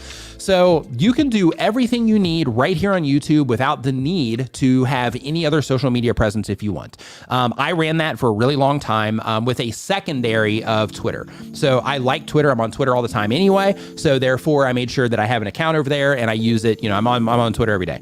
So when it comes to you, what I would think about is go into the that's the Internet Archive. Yeah, I don't think that's the one that I'm looking for. But they might have some of that on there, but that's not the specific one that I'm looking for then, if that's not it, Chantel. Thank you for pulling that down though. But like when you are thinking about other social media channels, here's what you want to think about. If you want to get results on YouTube, you have to learn how to get results on YouTube, right? So you can absolutely share your content out. Other people are going to be sharing your content out as it resonates with them and things like that. But at the end of the day, you got to learn how to get the response here in order to get the response here, right? So for long-term sustainability, you have to learn how to get results here on YouTube. From there, if you have a TikTok account, there's a lot of people that are thriving on TikTok, and they are putting like a link to their YouTube channel in their bio. And again, there's another opportunity to mention TubeSpanner. We have that, social bio link that you can use as part of your TubeSpanner account. But basically with the TikTok, like if you're doing well on TikTok, letting people know that you also have a YouTube channel is advantageous. In fact, like TikTok, just because of the things that I watch over there, I'm mainly just watching videos on websites that I should know about. I'm sure you've all seen those, and also, stuff about music. So because of that, I'm getting tons of recommendations through TikTok of, things, related to those. So what will happen is as soon as one of those content creators is like, oh, by the way, I have a YouTube channel, make sure you follow me over there too. I'm on the, for the ones that I get a lot of value out of, I'm like, oh, let me hit their bio, let me go and, hunt them down on YouTube or whatever, just because they mentioned it, to where otherwise I wouldn't even have known that they had a YouTube channel. And I definitely would not have put in the effort to try and find them, because who knows if they have a channel or not. So because of that, just making sure that if you do start leveraging other platforms, that you do have some type of central place that you can be driving people, back to. So that could be directly to your YouTube channel. You could have, a social bio page to where, you have links to all of your different social accounts. And then that way, the people that really dig your stuff, they can find you, through everything that you're doing, those types of things. But at the end of the day, when it comes to needing other social media accounts to grow your channel, no, you do not need that. But things that can be helpful though, is if you have a YouTube channel, you're going to grow an audience here. If you have a Twitter account, that gives you one place where you can also have additional interactions with the people that are interested in the same things you are, the people that are watching your content. So for example, like me, in my case, I'll use Twitter to interact with, people that watch my videos, but I'll also use it like if there's an update to YouTube, or if there's, something that's like something weird's going on and people are like, oh, hey, this thing's going on with YouTube, then I'll retweet it or like whatever to make sure that, that you guys know about it. So make sure that you're following me on Twitter if you're not over there yet. But you don't need that stuff. You can do everything that you need on YouTube. Songs from a Suitcase in the house. What's going on? Hope that you're doing awesome. Says, what do you think about putting a small banner at the bottom of your TikTok clips with your external URL? I wonder if TikTok would know and push it back. I'm not sure if they would do that. They could limit it, because I know that they do have the ability to do that. I know like YouTube does that, where you have like TikTok, watermarks on them. So does Instagram, I believe, where they kind of limit some of that stuff. But when it comes to putting that small banner on there, I would just do it, just a quick verbal thing when you can, or just try to, at any moment in the video, if you can, just be like, oh, hey, by the way, I'm on YouTube too, or something like that, to try to, spread that awareness. Or just in all of your videos, instead of even mentioning YouTube, just mention, hey, I do, other versions of this on other platforms. You can find links to that in my bio. Then that will at least drive people to your channel page on TikTok, and then they can, then they can click into wherever it is that you want to send them from there. So, I mean, you can experiment, and see if you get any type of limitation by putting like a burned in URL on there. But if you do that, make sure, just as a quick side tip for you, make sure that you bounce that off of your website. So don't use any type of like other like link shorteners or anything like that. Make sure you bounce it off your website first if you're going to burn it into your video. And the reason for that is because let's say that you have a Bitly account and then you end up deciding not to continue on with your Bitly subscription. And therefore you end up, those links would still work for you, but let's say something happens with them and they end up changing their link structure, something weird like that, then that leaves you with a video with a burned in link that if it ends up going well, that you wouldn't really be able to get any real benefit from. So just make sure that you're bouncing it off of your website first before it goes into, anywhere that you're trying to send them. And by bouncing it off your website, what I mean by that is I know that you have a website in your case specifically. So what you can do is you can do it directly through htaccess, but if you want to track the clicks that you're actually generating there, then you can use an affiliate plugin if you use WordPress for your website. You can use an affiliate plugin for that, and then you'll be able to actually track the links that you're pulling from there also. Let's see here. So as we keep on going, we've got, nice to see in the stream, by the way. So we've got Through a Glass Darkly. Through a Glass Darkly says that they do military science fiction and fact meets the paranormal. And the goal of the channel is to build my brand as a writer and anthologist. And the question is, how should a new channel approach their first live stream, particularly if they have fewer than 1,000 subscribers? Approach it like you're learning how to do it. So go in, give the best that you possibly can, but approach it like you're learning how to do it, because you are. So because of that, don't be hard on yourself. Don't expect yourself to come into it and just, don't expect to come in and just be like, hey, I'm just going to go through this flawlessly and perfectly, and all my tech is going to work perfectly. And I'm going to say all the right things at the right time and all that. Like, don't expect that. Strive for that, but don't expect it. And the reason for that is because, again, it's something new, something you're going to, go through a process of learning, especially, with the tech involved and stuff like that, unless you're using something like StreamYard, because there's no real tech involved there. But the idea, so shoot me a message on Facebook, and I will, I'll let you know the plugin that I use. But the thing that you want to make sure that you're thinking about, though, when it comes to your first live stream, is just keep in mind that, when you go live, it's a different experience than a piece of video content, and everybody participating knows that. So like when you make a piece of video content, you edit it and all that. And when people come in to watch it, they expect it to be, kind of nice in some way, or at least to be not polished, but there's some type of flow to it. When it comes to a live stream, you should still strive to get that, but people are a lot more tolerant. So if you mess up your words, you lose your train of thought, something goes wrong with your tech, your microphone gets turned off, or you have all kinds of weird problems like I do with my electricity, whatever the thing is, people are a lot more tolerant of that when it comes to live streams. So because of that, try not to build that wall in front of yourself that I was talking about earlier in terms of imagining all these different things that can go wrong. Instead, just be like, hey, I'm going to come into this. I'm going to get all the stuff together. I'm going to learn, I'm going to learn how to use StreamYard. I'm going to make sure that I have all my stuff hooked up. I'm going to have some notes in terms of the things that I'm going to talk about, so that I can make sure that I, have some type of structure that I'm taking people through, instead of just being like, oh, hey, everybody, hope that you're doing great today. We're just going to sit here and not say anything, just kind of wait for people to show up. You don't want to do those types of things. I've actually got content. If you go to YouTube search bar and you type in StreamYard, one of the options you're going to see is the StreamYard YouTube channel.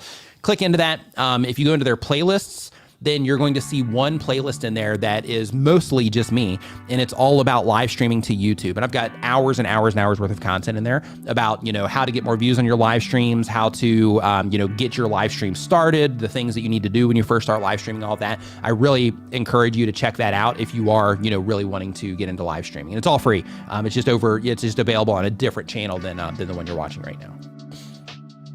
Next up on our list, we've got Hood and Bougie Beggins. Hood and Bougie Beggins says that they do vlogs, food, entertainment, and the goal of the channel is wanting viewers to be engaged into the family comedy and entertainment based around getting great vegan eats. Question, currently at 172 subscribers, and I'm looking for that increase that will help me to monetize my channel. That increase is going to come from you. It's going to come from you making content that people respond to enough in terms of clicking on it and enjoying the content, getting to the end, subscribing, liking it, all that good stuff. But making content that's competitive enough that YouTube will give it more impressions. Because that's the game that we all play, is basically we publish videos. Based on how people respond to those videos, YouTube will show it to more people, or they'll start showing it to less people. Like, that's it. And if they find that, that this audience is responding well to it, then they're going to show it to more people like them. If they find that this group over here, they're not responding as well to it, then in that case, they're going to show it to less of those types of people and more to the types of people that are responding well to it. And then if they stop responding to it, or they start responding less to it, then that's just going to rinse and repeat until the system's like, hey, people just aren't responding to this, compared to all of the other options of content we have to show them. So the thing that we got to think about, and I mentioned this earlier, is that, we are competing with everything on YouTube that YouTube's system thinks that our viewers that we're trying to reach might be interested in. So because of that, we have to make sure that everything that we're doing it at a level that's competitive for the platform. So like as you're just getting started, like that's cool. Like you're on your way. You got 172 people to subscribe to your YouTube channel. You're doing great. If you can get that many people, you have the proof of concept. So, you can keep riding that, until you decide to not do YouTube anymore. But the idea to accelerate things is to make sure you're theming the channel, make sure that you are paying attention to the content that performs well and the content that doesn't, make sure you're paying attention to your click-through rate, make sure you're paying attention to your click-through rate and the different traffic sources, so you can see your click-through rate and your watch time from the different traffic sources. Make sure that you're looking at your new and returning visitors so you can see how many people you're able to bring back to your channel. Make sure that you're looking at how many people are completing your videos and how many people are clicking on your end screens once they get to the end of your videos, those sorts of things. I mean, I could sit here and just talk about that for the next, 2 hours, but the idea is if you want to accelerate things, it's going to come down to your understanding of your audience, who it is you're trying to reach and what it is that you're doing, so that you can, best, create the best possible experience for the people that you're trying to reach. Next. If you're enjoying the show, remember to give it a thumbs up and share it with a friend right now. Next up, we've got Retro the Emperor. Love names like that. That's like such an epic name. Says that they've been on YouTube for a year or more. They do music content. The goal of the channel says, music, I express how I'm feeling and how I used to feel and my life stories in music, and I want to make a living out of it. Question. Hey, Nick, I really like your content. You can freely use my music in your streams or anywhere. Some of them are copyrighted because of free beats in YouTube, but most of them are not. So hopefully you can use my music in your live streams and put music by Retro the Emperor, or it will be honored. Or on it, I'll be honored. So here's the thing. So what you just mentioned right here, and this is not, an attack on you in any way, shape, or form, but this is just something that you should be mindful about. If you are going to be making your music available for other content creators, it's really important to make sure that you're not doing anything that is copyrighted. So right here, one of the things you say is you can use my music anywhere. Some of them are copyrighted because of free beats in YouTube. So that means that you're downloading other people's beats on YouTube, and then maybe you're adding something to it, or maybe you're just re-uploading them to your channel and you're making them available. That's one of the major problems that people have on YouTube when it comes to music, is a lot of people are doing what it is that you're doing there in terms of taking other people's music and then offering it as their own. And in a lot of cases, that music isn't even, it's copyrighted. So because of that, I really recommend that you start making 100% original music if you want to let content creators use it in your videos. Because if you're not creating 100% original music, then you can run into, basically what you're doing is you're putting yourself in a position to where you're going to end up damaging content creators because they're going to be getting claims on their songs. In some cases, depending on where it is that you're getting the music from, things like that, they're going to end up, getting strikes, and you're actually going to be doing a disservice to content creators. So because of that, if you are going to be offering music, make sure that you're building it from the ground up as 100% original, in order to make sure that you're not throwing content creators under the bus, so to speak, when it comes to the music. Next, we've got Theme Park Blake. Theme Park Blake says they have a theme park channel. I think we answered one from Theme Park Blake here earlier, but we're going anyway. The goal of the channel is to become a well-known roller coaster vlogger / enthusiast. And the question is there ways to intrigue viewers into watching and subscribing? Absolutely. Understanding who it is that you're trying to reach with your content is the way that you intrigue viewers into watching your content. So when you understand like if you're trying to become a well-known roller coaster vlogger or enthusiast, what you have to do is you have to start working all of that stuff backwards. So what you have to do is you have to think to yourself, okay, if I'm trying to become a well-known roller coaster vlogger and enthusiast, then who is it that I'm trying to become well-known to? Who is it that I want to know me? And out of those people that I want to know me, how is it that I can reach those people, and how is it that I can add value to those people in the best possible way that I can? And then you want to start thinking, because those will end up being the topics of your videos. And then from there, you got to start thinking, okay, now these people that I'm trying to, get to know me so that I can be a well-known, roller coaster vlogger and enthusiast, how in my thumbnails am I going to help them identify that this has something to do with roller coasters so that they can, know that it's something that they care about, especially since YouTube is going to be recommending them other content that is also about roller coasters if they're into roller coaster content. So then you have to make sure that you're doing that. And then you have to think about, okay, if I am putting this content together, then what else can I do to this besides just making it identifiable to also make it compelling so that on a homepage or in a mobile feed, when YouTube is recommending them like, hey, here's a roller coaster video, here's a roller coaster video, here's a roller coaster video, What can you add to your content that's going to be compelling enough that's going to make them click on yours based on things that they care about compared to all of the other content that YouTube's going to be showing them or all the other options that they have when it comes to roller coaster content.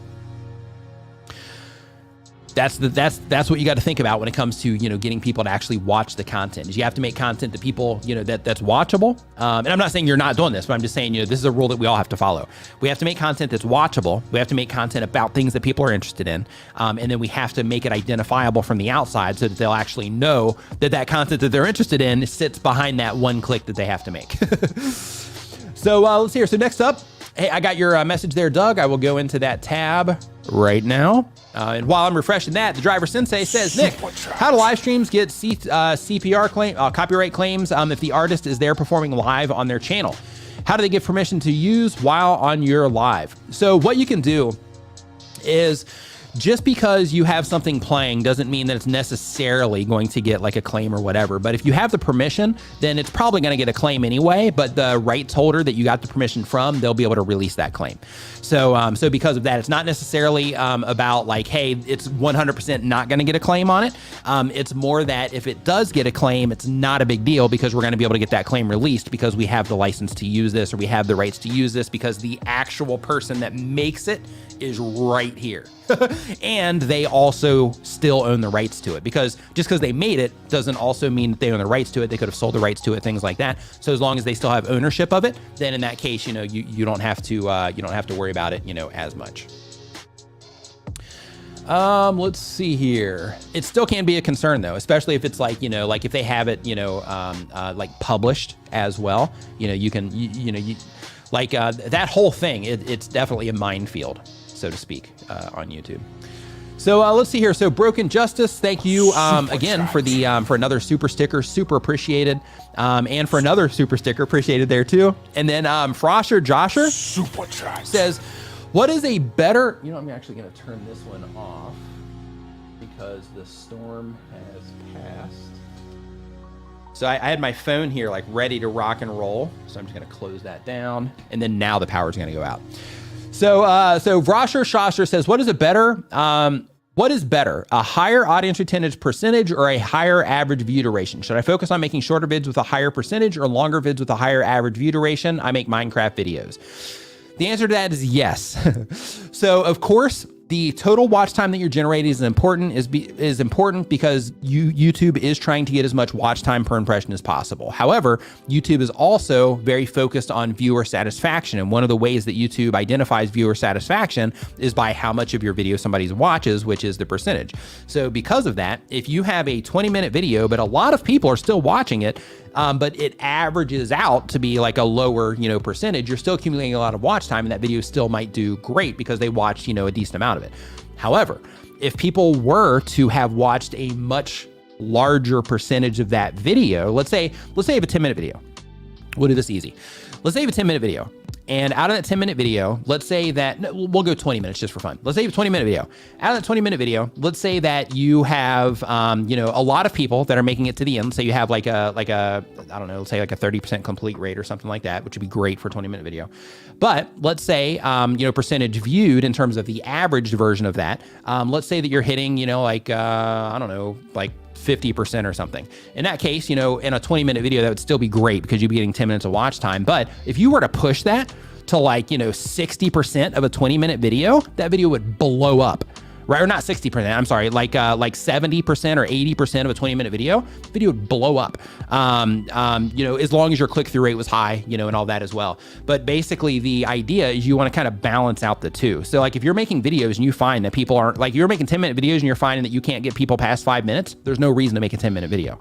But if you find that like, hey, I'm making a 10-minute video, I've got a, like a 10, 15% click or complete rate, I'm trying to get it higher. I think that I can, push people to further into what it is that I'm doing, then in that case, keep making 10-minute videos. But if you're like, I can't get people past 3 minutes, but I'm making 10-minute videos or 20-minute videos, then you're doing a lot of work that you don't need to do. And you should work on getting people to 5 minutes before you try to get people to 20.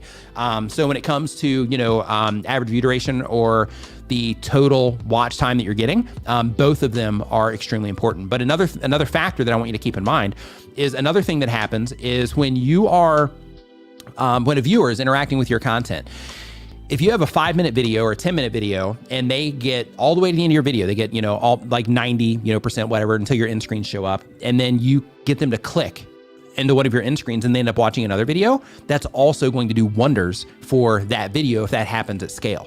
So because of that, that percentage viewed all of a sudden becomes a lot more important, because you need to get that higher percentage viewed to get enough people to your end screen, for enough people to be clicking on one of your end screen elements and watching one of your other videos for YouTube to see, people are loving this video, they're making it all the way to the end, and they're watching a whole other video. So the total watch time per impression for this video is actually substantially higher than it looks like when you're just looking at that one video view.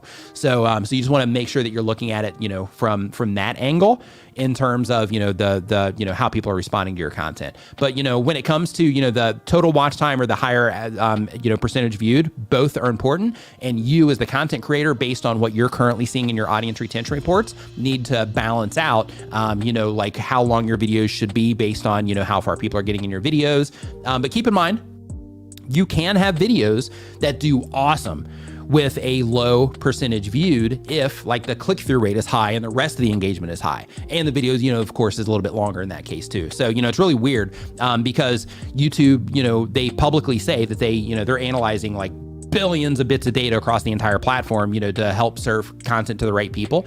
But out of that, each video that they interact with, yours and mine, as they're interacting with that content, like they're literally tracking every action that's happening on the page, and then they're using all of that information to figure out if it's a satisfactory experience for the viewer or not. And part of that big, heavy weighted things are your click-through rate in terms of your ability to bring people into the video in the first place, and then of course your average percentage viewed and the total watch time that you're getting from your videos.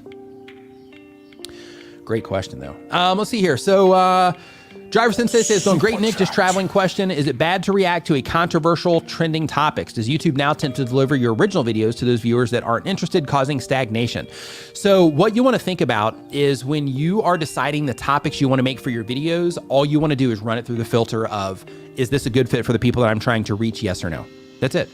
If the answer is like, well, probably not, or like, I'm not really sure, then try to come up with like an idea that would be a great fit for, for the viewers that you're trying to reach. So then you're maximizing your potential for, for people responding positively to it and it getting in front of the right people.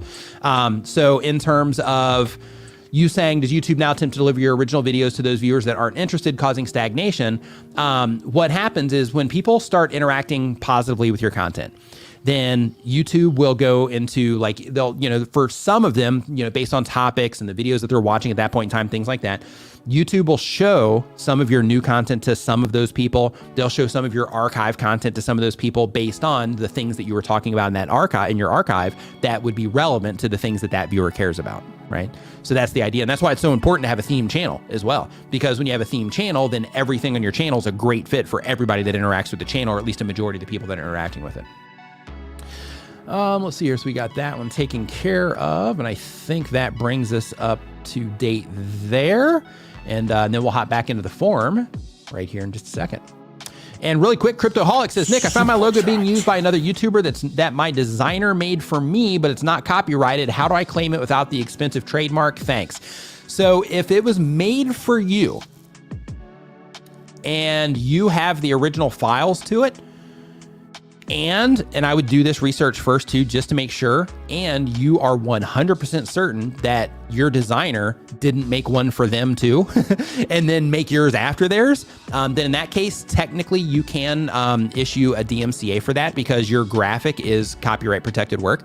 So technically, if you wanted to, you could submit a DMCA takedown notice, because they are using your logo without permission. So you can do that. Keep in mind, if they dispute it and all that stuff, like if you are going to do that, the thing with DMCAs is you got to be willing to go to court over it in the event that they, dispute it or whatever. So just keep that in mind, also. Next up, we've got, Cellhaven Snake Catchers. Says that, the type of channel says, I show what I do for work and looking to branch out into more reptile related vlogs and interviews with other snake catchers. The goal is to educate and entertain people about snakes here in Australia. And the question is, I'm wanting to change I'm going to change my name from the business name to something else a bit more about myself. The content isn't going to change, but I want to add a few more related videos that aren't exactly what my business is. Would you recommend changing the name or starting a separate channel? What I would think about is if you're trying to reach people that are interested in watching videos about catching snakes, then I would just make sure that you're putting up content that is something to do, with things that in somewhat related to snakes. If it's something that is not related to snakes, then in that case, I would probably put it on a different channel if it was me. Of course, you can experiment with it and see, how your audience responds, but just keep in mind, if you put up something on your channel that is not themed or on theme or on brand for your channel, if it ends up doing well, it could end up causing you to drive your channel in a completely different direction, which may or may not be, something that you would like or want to do. Next up on our list, we've got Poop Scoops for Noobs. Oh, I love it. Okay, Poop Scoops for News says they do pet waste removal business. Okay. The goal of the channel is to build a brand and provide tools and resources for other professional pooper scoopers. Got a funny story for you. And the question is, what can I do to get more disciplined when it comes to my publishing schedule? I love creating content, but I spend too much time writing my script and juggling work and my family responsibilities. If you want to do it, you got to find a place to put it, right? You got to find a place to work it in. So when it comes to your publishing schedule, you say you love content creation, but you spend so much time writing your script. So what I recommend, if you love the creation process, but you're like, hey, I spend all this time writing a script and that's where your clog is or your bottleneck is, experiment with, okay, let me try making a video where I'm just using bullet points instead. That way, I don't have to spend all this time writing a script and I don't have to deliver everything perfectly based on the script.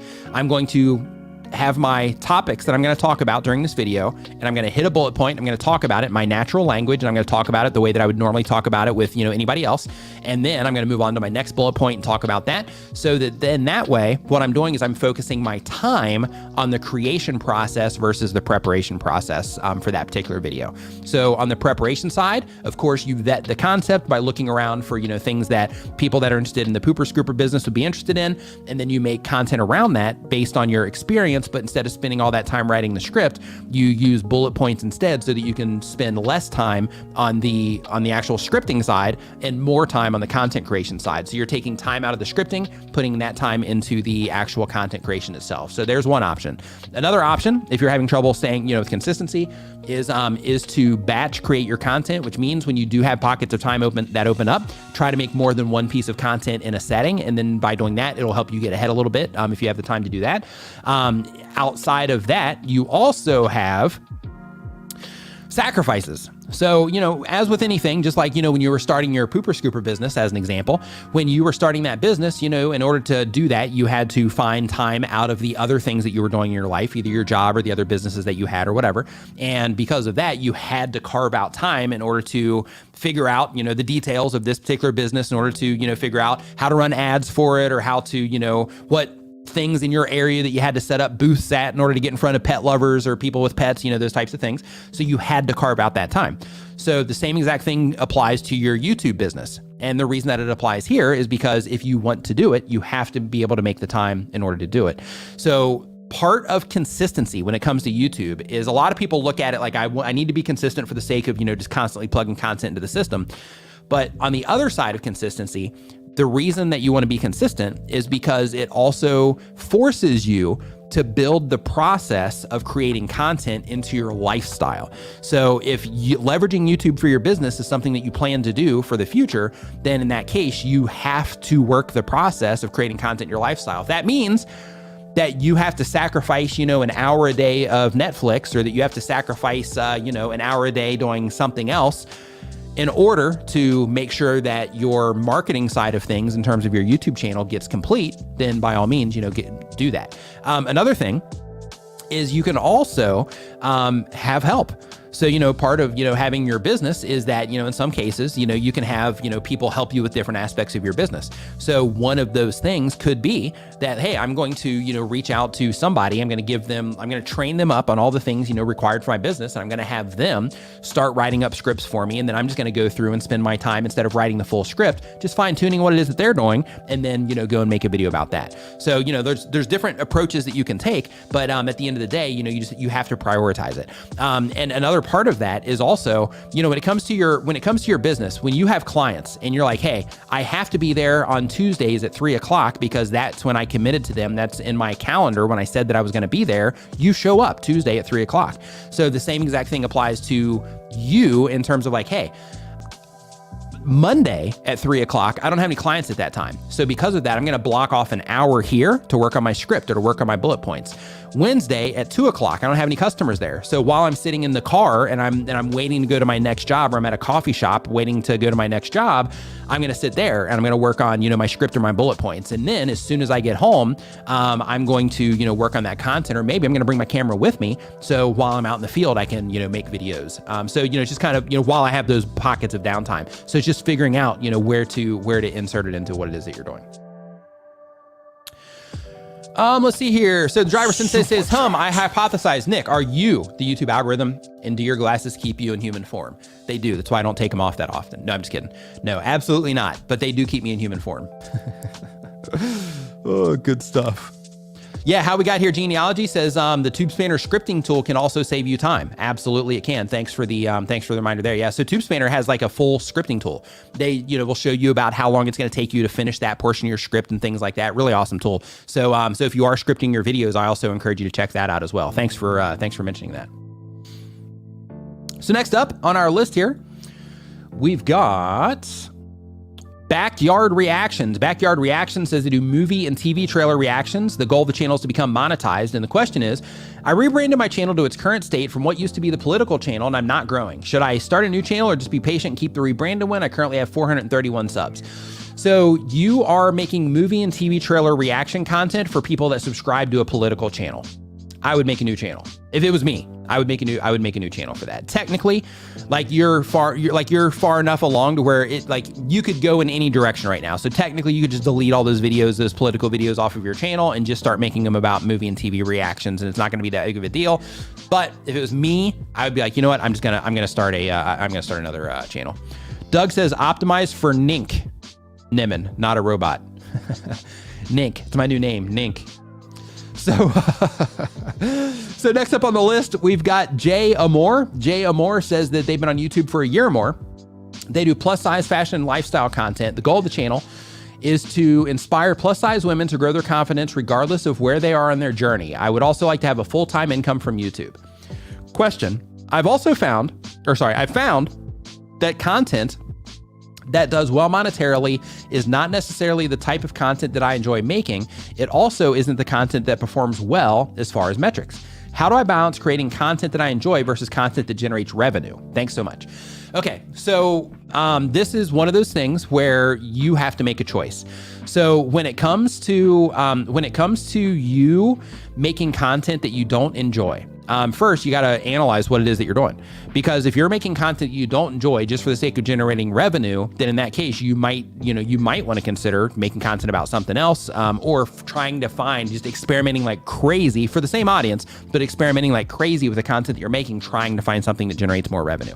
But I'm not sure if you're talking about ad revenue or if you're talking about, affiliate revenue or other things that you might have available, outside of that. So because of that, I would experiment like crazy with different types of content, see if you can find anything that does more. But if you're like, hey, I am relying on ads, and since I'm relying on ads, I am going to continue to make content that I don't want for the sake of, making sure that I get, those higher, ad rates or whatever, even though it's not performing well, even though, all those things are happening. Instead of that, personally, here's what I think you should do. I think that you should focus on the content that you enjoy making, that your audience also responds to, and then try to figure out how to work in affiliate messages, and spread awareness to things as an affiliate through that. Or focus now, think of it from the lens of short-term loss, long-term gain. Focus now on having affiliate offers available, but you're not really aggressive with them. But then you're really actively just trying to serve the audience as much as you can right now to grow the channel up and just accelerate your channel growth so that you can can start reaching out and trying to get sponsorship opportunities. And then that way you would be able to monetize through the sponsorship opportunities.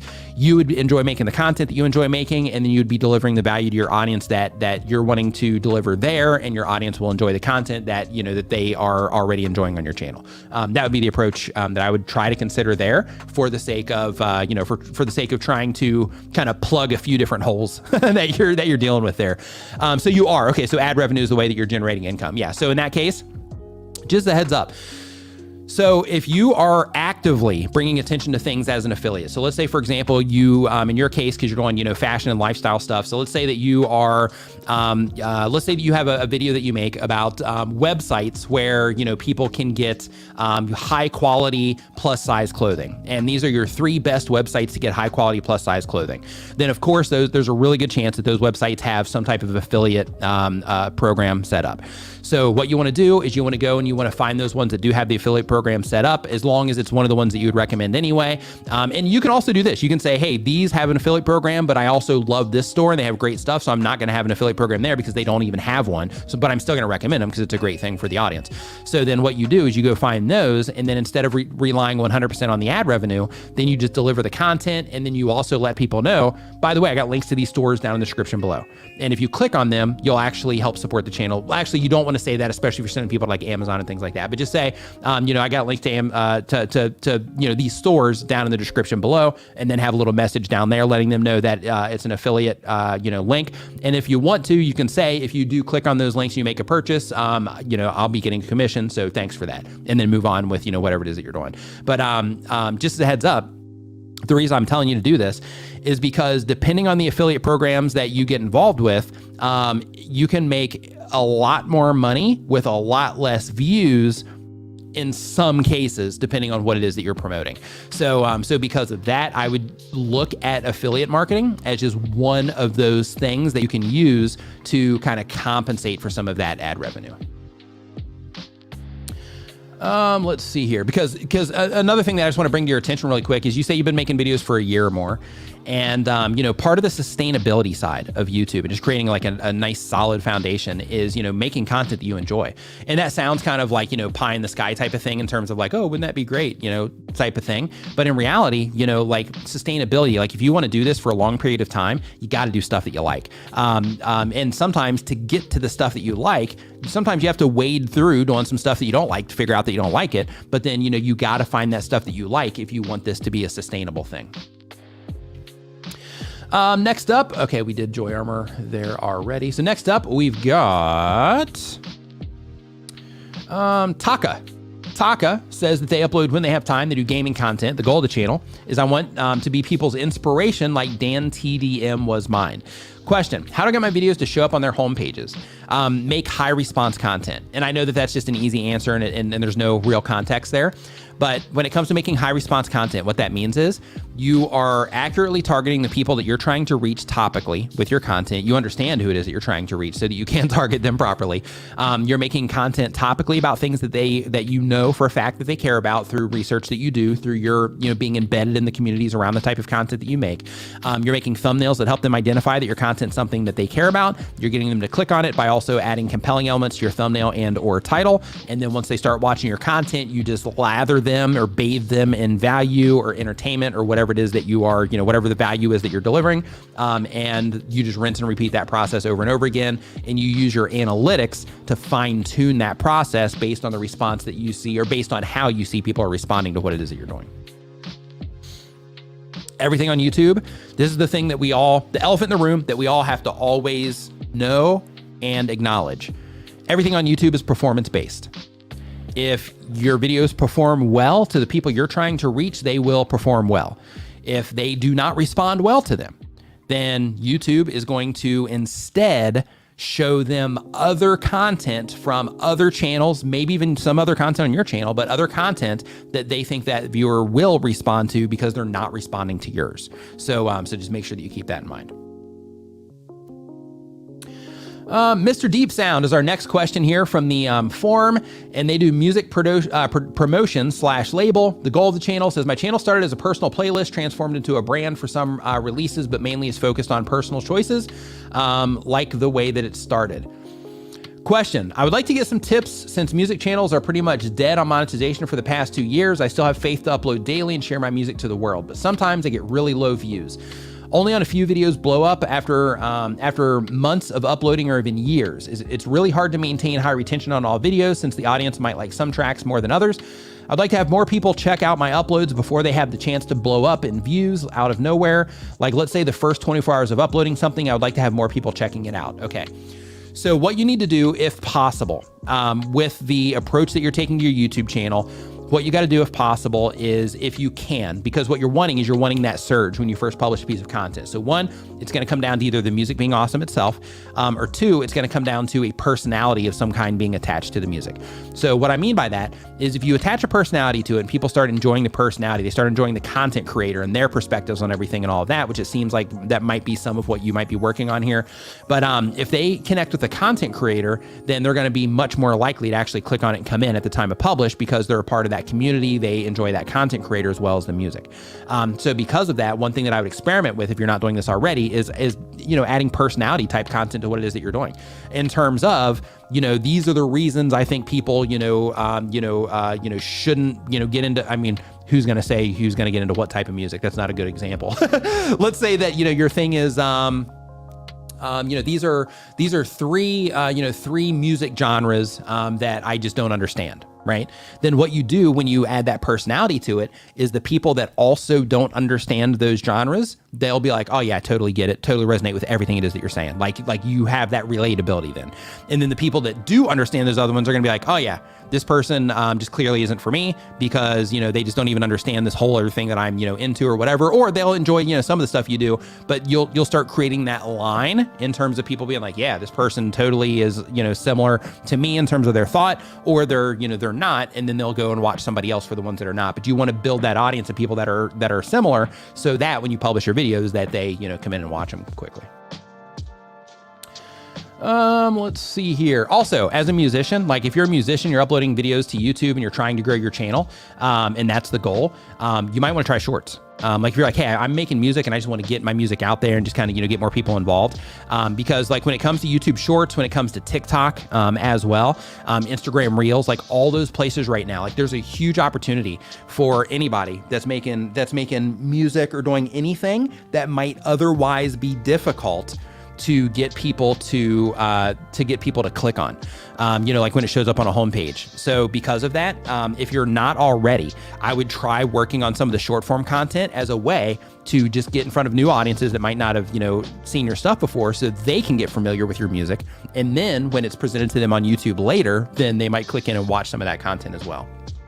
So I think the thing that you need to, like if I was in your shoes, the thing that I would be thinking about is like, okay, what type of content could I make that would be great for the short shelf that would introduce people to me and the music that I'm putting out? And I would repurpose that content onto TikTok, Instagram Reels and all that so I can get the attention there. I would put links in my bio back to my YouTube channel, or at least a link tree or a social bio link that, has links to all the stuff that you're doing so that as people find you on all these different platforms, they have that central location that then they can go follow you in all the places that they are active on. So that would be the approach that I would recommend. Hector Hernandez Fit says they upload when they have time. They've been on YouTube for less than 6 months. The type of channel is fitness and nutrition. Goal of the channel is to provide scientific fitness and nutrition information in a simple way and easy to apply to our day-to-day life. The question: hey, I started my channel 3 years ago. After posting 6 videos, I started my PhD and I didn't find the time to continue with YouTube. Some of those videos hit 20,000 views and I'm currently at 3,000 subscribers with zero effort. Not proud, in parentheses.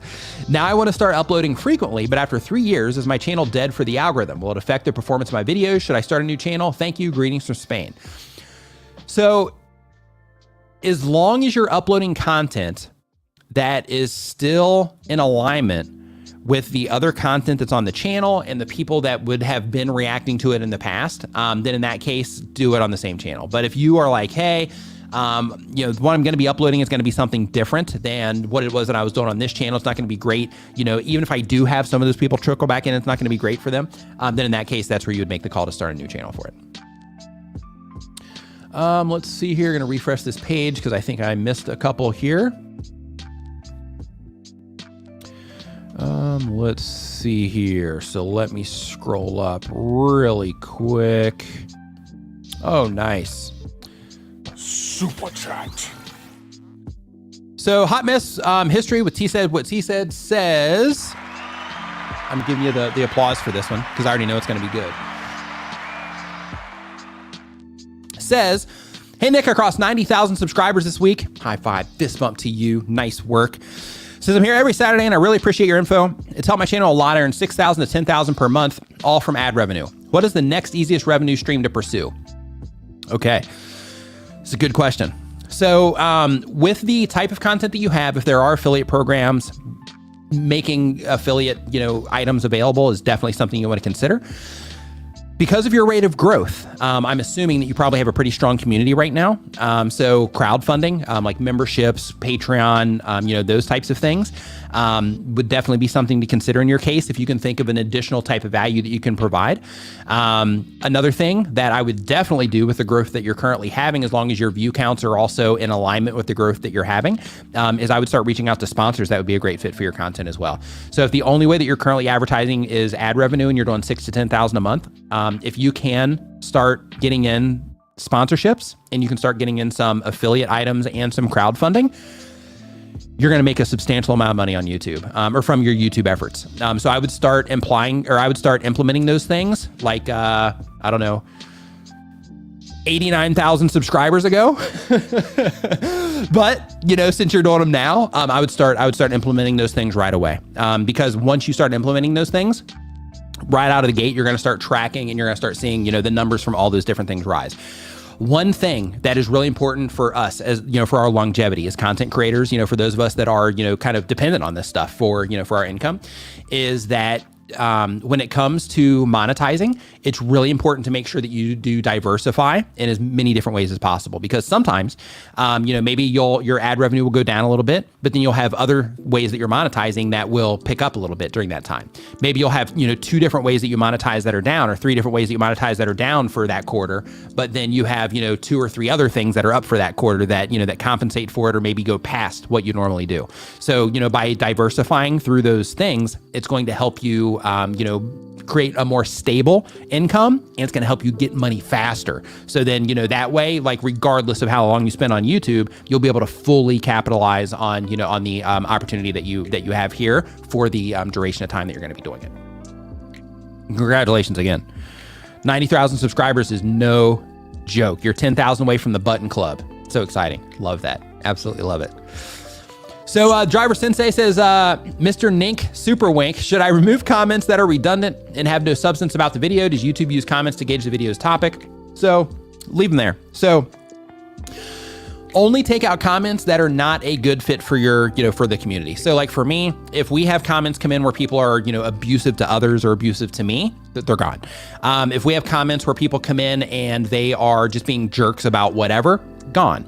If we have people... If you're enjoying the show, remember to give it a thumbs up and share it with a friend right now.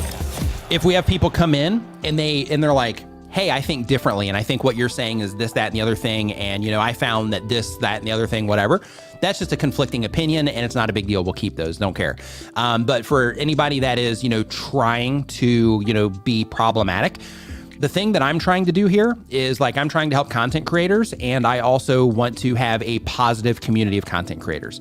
So if there's content creators that are super negative and they're overly offensive and they're just they're trying to get attention by being problematic, I don't even want them in the community in the first place. I don't want to be interacting with them unless hopefully I'll be able to flip them in some way.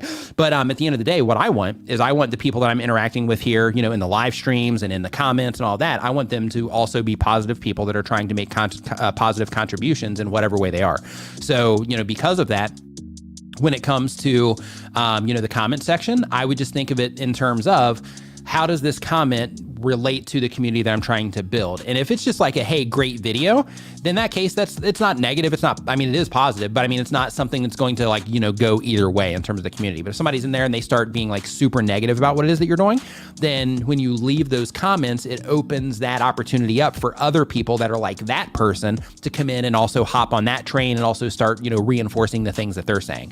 So, because of that, I would just think of it through the lens of one, What's the community that I'm trying to build? Because, you do have a little bit of control there in terms of, you can't control who's watching your videos, but in terms of who's interacting with them, you can, because you can block people from the channel. So you do have that option. But in addition to that, you also want to think about like long-term. Like if I build up a community of people that are just like, just super negative and, all of that, and just controversial and saying all kinds of horrible things to each other and to me and all that stuff in the comment section and bashing people and all that, then what's that going to look like when a future potential sponsor comes and they're looking at my channel and they're like, hey, I want to come and I want to possibly, sponsor this channel. Let's see what type of community they have going on. Wow, these people are toxic. We do not want our brand associated with a toxic community like this. Therefore, we're just going to move on to somebody else. We're not even going to send this person an email and let them know we're interested.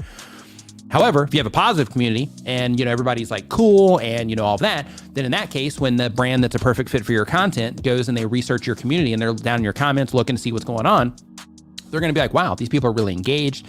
They're positive. It looks like, everybody's having a great experience with this content creator. This is going to be a perfect match for our brand because everything here is good. So it's going to be a perfect match for our brand. So let's send them an email and see if they'd be interested in a sponsorship.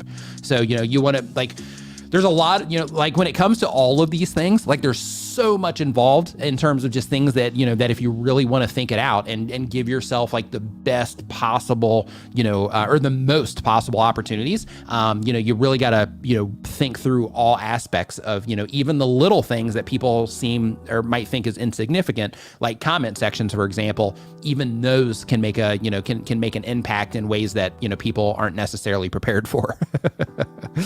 Other things. And, and I'll be fair, I didn't really think about this when my brother D, who's in the chat right now, he actually brought this into my attention.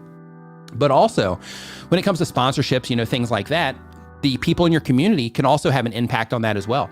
So like, let's say you have people in your community, like let's say you have like groups, that are part of your community and people are acting inappropriately there and you're engaged in that. That can also, reflect poorly on you. And then therefore that can in the future end up costing you, additional opportunities and things like that as well. So, you got to make sure you're keeping all these things in mind because, you are like, as soon as you start making videos on YouTube, you're putting yourself out there into the public domain. So therefore, first you got to be ready for anything that anybody's going to say. You got to be willing to take that. But then in addition to that, you also have to be mindful that, hey, I'm in the public domain. And if I'm going to be, possibly, working with companies and things like that in the future, even building my own brand, I got to make sure that I am being somewhat intentional about how I'm building that community so that I can make sure that I am, building the community that I want to have, and that I can make sure that I'm building it in a way that's brand friendly, so that down the road, I can also, add value to brands. Next question. Let's get back into the forum. So next question that we have here is from Mike-Zilla, 45. Mike-Zilla does content one time per week or more. They have a gaming channel. The goal of the channel, how many gamers are in here? If you're a gamer, just say me really quick. I love doing the gamer checks to see. Love doing the gamer checks to see what's going on. But the goal of the channel is to reach 5,000 subscribers or 500 subscribers and unlock the community tab. And the question is, what's the first thing what's the first thing do I have to do when I unlock the community tab on my channel? Okay, so we got a lot of gamers in here. Love it. So when you unlock your community tab, the goal is to start using it to interact with your community. It's a community tab. So start dropping polls in there, start asking people questions, start showing people photos of other things related to, like you or the content that you're making. Start sharing videos in there, start sharing playlists in there. It's a great opportunity to bring people back to your YouTube channel and just get insights and to interact more with the people that are already interacting with your content. I actually have a whole video on my channel. If you look up, if you go to YouTube search and you look for Nick Nimmin community tab, then you should have a video pop up there that has it's like a full breakdown on just the different options, how to check for like engagement, and things like that for the different things that you're doing. Autumn Hathaway is our next question here. Autumn Hathaway says that they do art and inspiration content. The goal of the channel is play button and beyond. Question is, hey Nick, thank you for your generous information. I've been publishing shorts in between my long form videos. They seem to take away the stress from uploading regularly, and it's really helping my channel by staying in the mix. I'm continually gaining subscribers, and they're easy and quick to make and give me a sense of moving forward. That's a really important part of YouTube Shorts as well.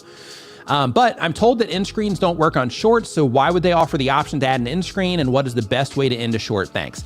Best way to end a short is either to loop it, or giving people some type of call to action, subscribe for more, follow for more, that type of thing.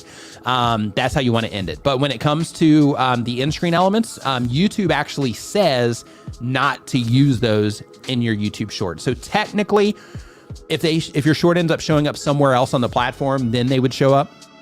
But when it comes to the short shelf, they don't serve a purpose there. So don't even worry about using them there. Let's see here. So, like how they have the end screens there, they do something similar with the tags. So with YouTube tags, YouTube says like, hey, don't even worry about, the tags, just put in misspellings and things like that, because they don't really work anymore, which is funny that they don't work if they would still catch a misspelling. But anyway, the thing is they still make that box available. So the recommendation there is use tags until they take that box away. But when it comes to those end screens, like YouTube is specifically saying, like, do not use end screens in your shorts. So because of that, don't use end screens in your shorts. Super chat. Technology, like what you're doing there, says, how does one go from a RPM of $1.50 to something higher? Totally asking for a friend. They make funny tech videos. So that will come from, it's the income generated on those videos. So basically it's going to come down to the things that they're making topically, and it's going to come down to the places that people are watching those videos from. And it's going to come down to the ad inventory for those videos as well. So those are going to be the main things that are going to impact their CPMs. Now, when it comes to the RPMs, other things impact that. So if they live stream, then super chats are going to impact that. Channel memberships, of course, impact that. Shopping is probably going to impact that here soon. We've got, let's see here, what else? Super thanks is also going to impact that, like on a per video basis. So those are the types of things that they need to start working on in terms of generating those things in order to raise the CPMs. But topically, what they can do right now for their CPMs is they can start going into their video content. They can go into their advanced analytics. Once they go into their advanced analytics, click on the advanced mode text up in the top right-hand side if they're on a computer. Once they click into that, then they can go down into their sorting and they can click on CPM. And then once they click on CPM, then they'll be able to sort by the videos that have the highest CPM. And then they can start to chart topically, like what videos have the highest CPM. And out of those videos with the highest CPM, like what are they about? And then they can start to see, like when we make videos about these things, they typically generate higher ad rates. Another thing they can do as well is when they're chaining content together or linking content together, or they're building a watch time trap essentially, then what they can do is they can make it to where, like if somebody's interacting with one video, as long as it's relevant and as long as it's a video that's proven to perform in terms of people, watch that video and enjoy it, and they can prove that through the engagement that they're getting and through the audience retention reports, then in that case, what they can do is, let's say they publish a video today, and the video that they're recommending at the end of their video, they can recommend another video that is proven to have higher CPMs on it as well, so that as people go in, then they start, interacting with that. Another thing that can help bring up the RPM of a single video is if they do have videos that are over 8 minutes long, then they can also add, the additional ads to it as well. So, they can have like the mid-roll ads, they can have the one at the end of the video and stuff like that as well, just to ensure that if somebody interacts with that content, they're seeing an ad somewhere. So they can also do that to raise it up. Driver Sensei says it's not hate at all. It's supporters that get their viewers over to a video. They write awesome videos, support from so-and-so. I look at it from the future sponsors, seeing the same comment 94.7 times. So if it's somebody spamming your comments, trying to get your viewers to go over to their videos, then yeah, delete those. Absolutely delete those 100% of the time, because they're not actually in your community for the sake of being in your community. It's probably a bot that is just hitting your comment section, trying to, promote a particular YouTuber. So even though a lot of people, they only know YouTube bots as like, hey, they're, the ones doing like crypto scams and things like that. But in reality, there's also bots that will go into comment sections and say things like, oh, hey, this is great. This is just like my favorite video from, and then they'll have like a name, pop up there from a content creator, like little things like that. So there's all kinds of weird things going on like that as well. So like if you get those types of comments, then yeah, make sure that you delete them, and you can even ban them from the channel because they're not really adding anything. We got Rock Climbing Grandma here saying she eats spammers for lunch. Oh, love it. Love it, love it, love it, love it. Okay, so let's see here. As we keep on going, The next question that we have, because we did this one already on the shorts, okay. So now we're on number 27 for the questions that we're getting through so far today. And this is from Her Real Review. Her Real Review says they do movie and TV reviews. And the goal of the channel is to educate moviegoers and TV viewers, critique movies and TV shows. And the question is, how do you know when it's time to lean on a smaller niche? I like a variety of things, but I'm not sure that's what my subscribers want. So, okay, so here's what's important to make sure that we always remember. I see the message, Doug. I'll check it right here in a second. Thank you. So here's something that's important to remember. When we are publishing videos, all of us are interested in a bunch of different things. There's a bunch of things that I could sit here and talk about right now. I could talk about travel because I like travel. It's fun. I could talk about music. I could talk about different things within music. Like I could talk about, like I just got this hand pan recently. It's like this big, like metal drum with like these little like dents on it. And it's just a beautiful instrument in terms of how it sounds. Like it's ugly to look at, but it sounds beautiful. But you know, we could talk about that. We could talk about live streaming tech. We could talk about, Star Wars. We could talk about VR. We could talk about all kinds of different stuff.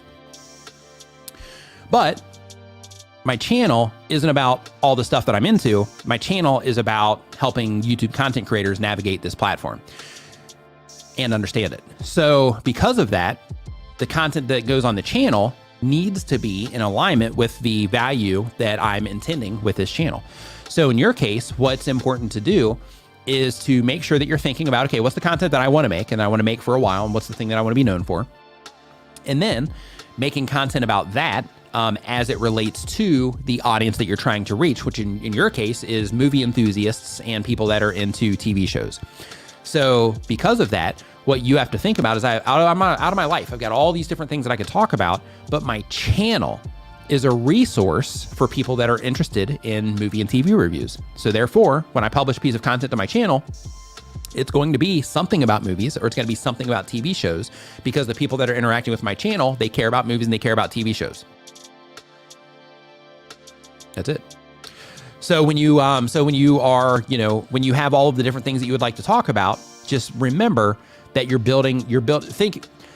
imagine that you're making a TV station. Instead of a channel, imagine that you're making a TV station. Imagine we're going old school here. We're talking about TVs. So imagine you're making a TV station or a radio station. Going old school there too. When you make that radio station or that TV station, you got to think about, okay, if I'm going to make a radio station, in that case, if I'm trying to reach like a certain demographic of people, then I need to make sure that the music I have on that channel is music that demographic of people would be likely to listen to, right? If I'm making a TV station, then in that case, I'm going to be making shows that are going to be for a certain demographic, so that if somebody watches 30 minutes of one show or an hour of one show, and then we switch to another show, it's still going to be something that those people are going to be likely to be interested in, so that we can keep them here watching the show, so we can keep serving them ads and all that stuff. YouTube is the same way. So when you theme your channel and you make videos for a specific type of viewer, specific audience, what you do is you create an entire resource of content that is targeted towards a certain type of viewer, which makes your entire channel bingeable. And it also makes it crystal clear to YouTube, based on how people are responding to your content, who is a good fit for your content, which helps improve their recommendations as well. So all the way around, when you theme your channel out, you win, because it helps the viewers, it helps you perform better in the system, and it helps keep you on track in terms of like, okay, what do I make a video about? Do I make a video for my channel about Star Wars today? No. I make a video that's going to be something about YouTube, so that I can help people, with their YouTube channels, right? So you just have to run through that process. Technology says, that was a very informative response. Thank you for that. Thank you for that. In that case, I make short videos, 1 to 2 minutes. Would it be ideal if I suddenly switch to those 8-minute links, as long as the content is still good? Absolutely. Yeah, like you should experiment with it. Like if you're like, hey, should I switch to making this type of content? If people are responding to like your 1 and 2 minute videos, that's cool. But if you're like, hey, I would like to make a longer video and just see how people respond to that, by all means, try it. And you might find that people love your long videos way more than they like your short videos, but since you haven't made one yet, you don't know. So that's where the experimentation side of things really comes into play and can really lead you down, great paths. For example, the channel you're watching right now with me. So, a lot of you that haven't been here since day one, you know me as like the YouTube guy, right? But when I first started this channel, I was making videos. I made some videos about how to come up with video ideas, how to come up with channel names, things like that. But I was also talking about other things that were also happening in my life or that I was relating to at that moment in time. Talking about how to stay focused, when you're working at a coffee shop, like those types of things. And when I was, starting here, what happened is I started making some videos about like, hey, I'm able to rank some videos in search and, stuff like that. So I'm going to make some videos about that and just kind of help people there. So I was making some videos about that. And then in the comments, people are like, hey, this is great. Can you make more videos like this? And I'm like, okay, so let me make some more videos like this. And I started making more videos like that. And then people started responding more. So I'm like, this is cool. So let me just start making more of these. And then I started, really focusing on YouTube, on the YouTube, help side of things once I, started walking down that road. But before that happened though, I had a big string of videos. Some of them were related to YouTube. A lot of them weren't. Before I went and worked on another channel for like 9 months. And then I came back here.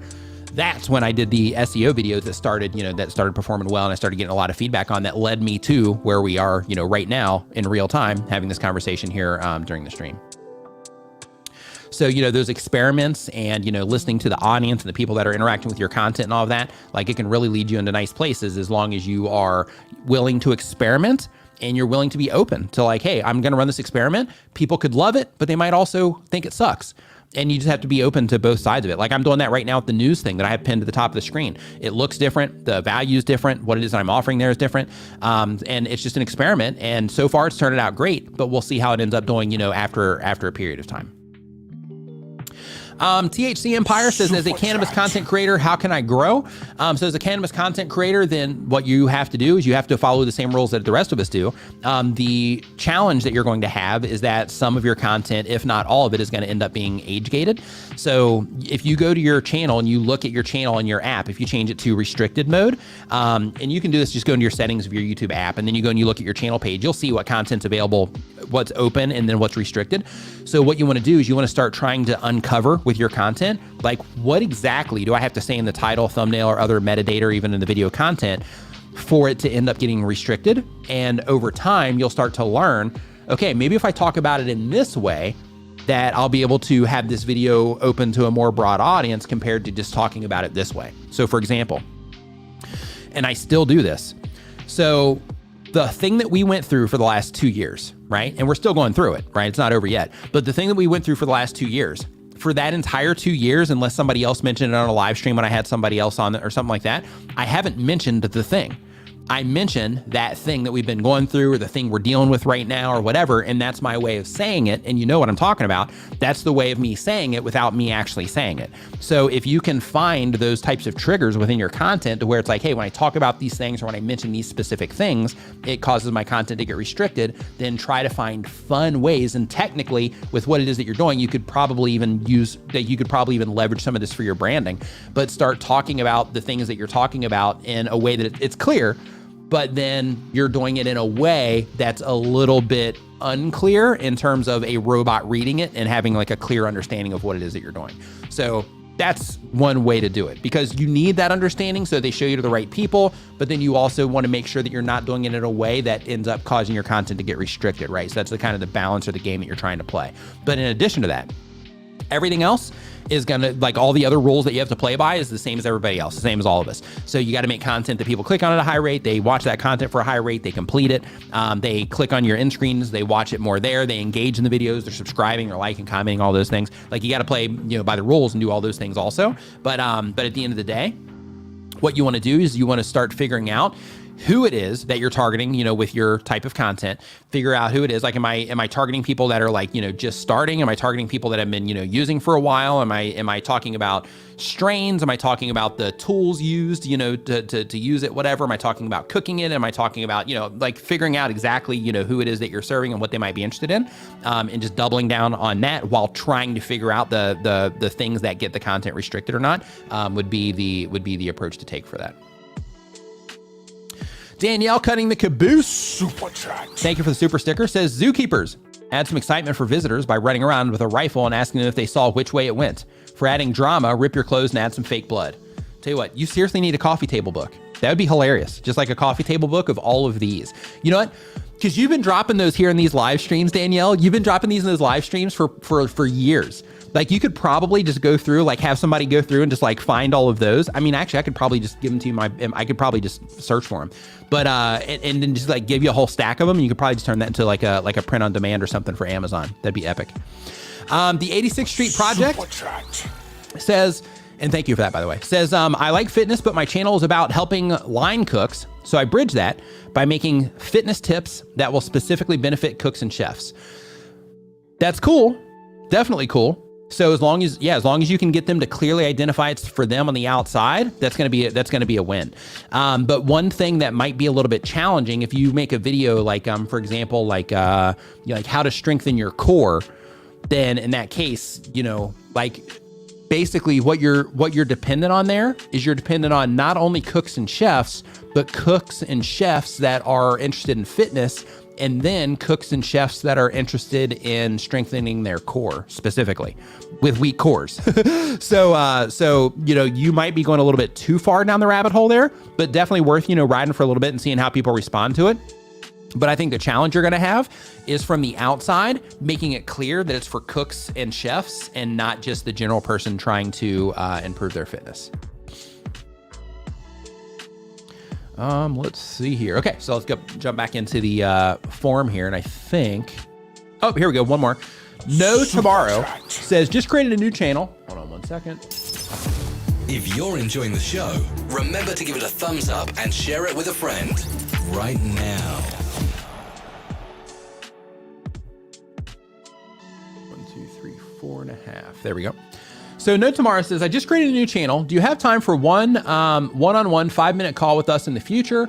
Also, should we stick to one specific type of content, cinematic versus personality, or is it okay to alternate?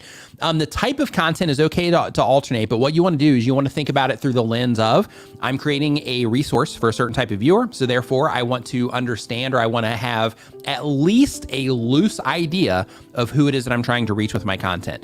And then from there, you use that to make sure that you're making topics that are in alignment with the audience that you're trying to reach or build. And then you start experimenting with cinematic versus just like raw personality stuff to see what it is that they respond to best, and make sure that you are doing the things that you enjoy.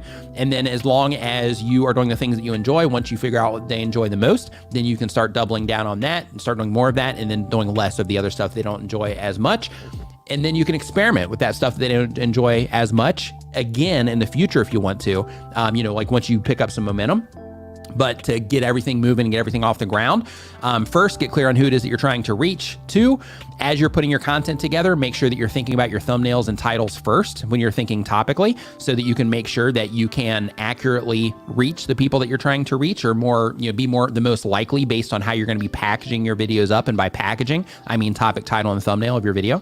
And then of course, from there, start, using your audience retention reports and your other analytics to get a really good understanding of how people are responding to your content once they come in and start interacting with it. But in terms of me, right now I'm not offering that service, but if you want to go to danielbatal.com, DanielBatal.com, he's offering that service. And I know Roberto Blake, he also offers that service as well. If you go to awesomecreatoracademy.com, then you can, I see your message, Doug. I'll get it right here in a second. Thank you. If you go to awesomecreatoracademy.com, that's Roberto Blake. He can also get you sorted there. He has like one-on-ones that he does. He also has like group programs that he does as well. Either one of those guys will get you sorted. And Chantel just dropped links in here, so you'll be good to go. You'll be good to go there. So let's see here. So it looks like I missed a super chat. Just give me 1 second. Let me go in here and update this. So I'm looking for the star. Okay, Rolling with the Robsons. I apologize for missing the super chat there. Says Niche Caravan, original reviews, fixing, make amendments, advice. Then we have changed to more travel caravan vlog. New stuff doesn't do well. New channel ? Yeah, you might want to consider that. So basically, if your niche is caravan and you were originally doing reviews and fixing stuff and things like that, then now you're just traveling around in it. Then basically you took basically you're making travel content for people that are interested in like, building it and, all of that stuff. So because of that, I would continue with the building stuff on your main channel or on that channel, as long as you're, doing well with that channel. And then I would do the travel content on another channel. That's what I would do. Let's see here. And then the driver Sensei says, Nick, my lady, just Charnette asked, what type of content did he do before focusing on YouTube growth and techniques? I think she knew you before me. So I had a channel called All Our Questions. It's still there. You can go and look for it. Sometimes I'll share videos in there in my community feed around holidays because I made some holiday content. So excuse me. So it's called All Our OUR Questions. Basically, I started my channel, so just a quick, backstory on me. So I started my YouTube channel, and I was going with that for a while, and then I had the opportunity to submit a video to somebody that knew what they were doing. And I submitted a video, and they saw my video, and they hit me up, and they're like, wow, I'd like to work with you in some way, blah, blah, blah. And I was like, cool, let's do this. And we came up with an idea for another channel that I actually already had in my brain. It just, gave me the opportunity to actually see it through. And through their guidance, we got that channel moving, really quick, like right out of the gate. And then from there, I was making so much basically I overcommitted in terms of what I was doing over there, and it just, my timing was off. So if I would have made that commitment that I made a little bit later in terms of my upload schedule, it would have been easier for me to handle. But with everything that was going on at that point in my life, I was going too hard on YouTube while needing to do other things as well, like a lot of you are doing right now. And what ended up happening is I just burned out to where I was working pretty much from the time that I woke up to the time I went to bed, in some capacity. And because of that, it just got me to a point to where I was just like, something's gonna give somewhere. So because of that, I decided to step away from that channel, build a website for this channel, so that I could start offering services directly off of it, which I did for a while. Build a store off of this channel, so that I could also send people to that store. And then later I ended up making like a membership for that store, which all that's still there, by the way, with the exception of the services side, that's gone now. But basically all of that helped me go full time relatively quickly so that I could spend less time on the other things, or, didn't have to focus on them at all. And then I could go all in on everything that was going on YouTube. And literally everything from that moment that I was doing was something related to YouTube, and that helped me just fully immerse myself in this, to where my day consisted of like wake up, start thinking about YouTube related stuff. So I was still thinking about like customers and things like that on the service side, because I was making like I was making graphic packs. So what I was doing is I was making branding packs for YouTube. So I was doing like channel art, lower thirds, in-screen templates, things like that. And I would basically sell them as custom packages. So it would be like, people, like I started selling them. I think I was super cheap at the beginning. I think they were like $200 for a package at the beginning. But then by the time I closed it all down, they got up to like $500 a package, which is pretty cool. Because it would literally take me, like once I had the templates built, it would literally take me like, maybe an hour to go in there and just kind of customize everything up. So it was a sweet deal. But then I ended up, kind of taking that service down and just focusing on, on the store and the membership, which kind of help absorb the income that I was getting from the custom designs. The membership side helped me, absorb that, or replace that, I should say. Let's see here. So next up on the list, we're going to hop back into the forum for this one. So we have number 29. We've got Cryptoholics. We might have answered this one already. Okay, no, we didn't. Okay, so they've got the goal of the channel is 10,000 subscribers. The question is, my channel seemed to come to a sudden stop at 5,300 subscribers. Any suggestions? But I do understand that my channel moves with the market as well as any suggestions. So absolutely. So with your type of content, of course, any of the hype stuff, like, oh, it's finally over, or it's over, like, oh, it's never going to recover, like that type of stuff, the clickbaity stuff, people respond to that in your space. So, even though that might not be exactly how you want to represent yourself, people do respond to it. So just keep that in mind.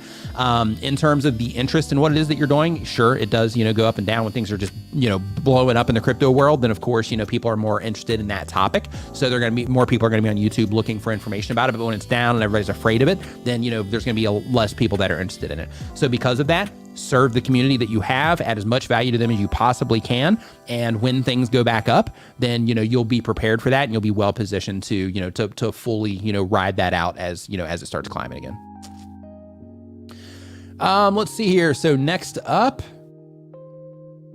we've got Nathan Espinoza. Nathan Espinoza says they do tech and lifestyle content. The goal of the channel is to make purpose-driven content that connects with my viewers. Love that.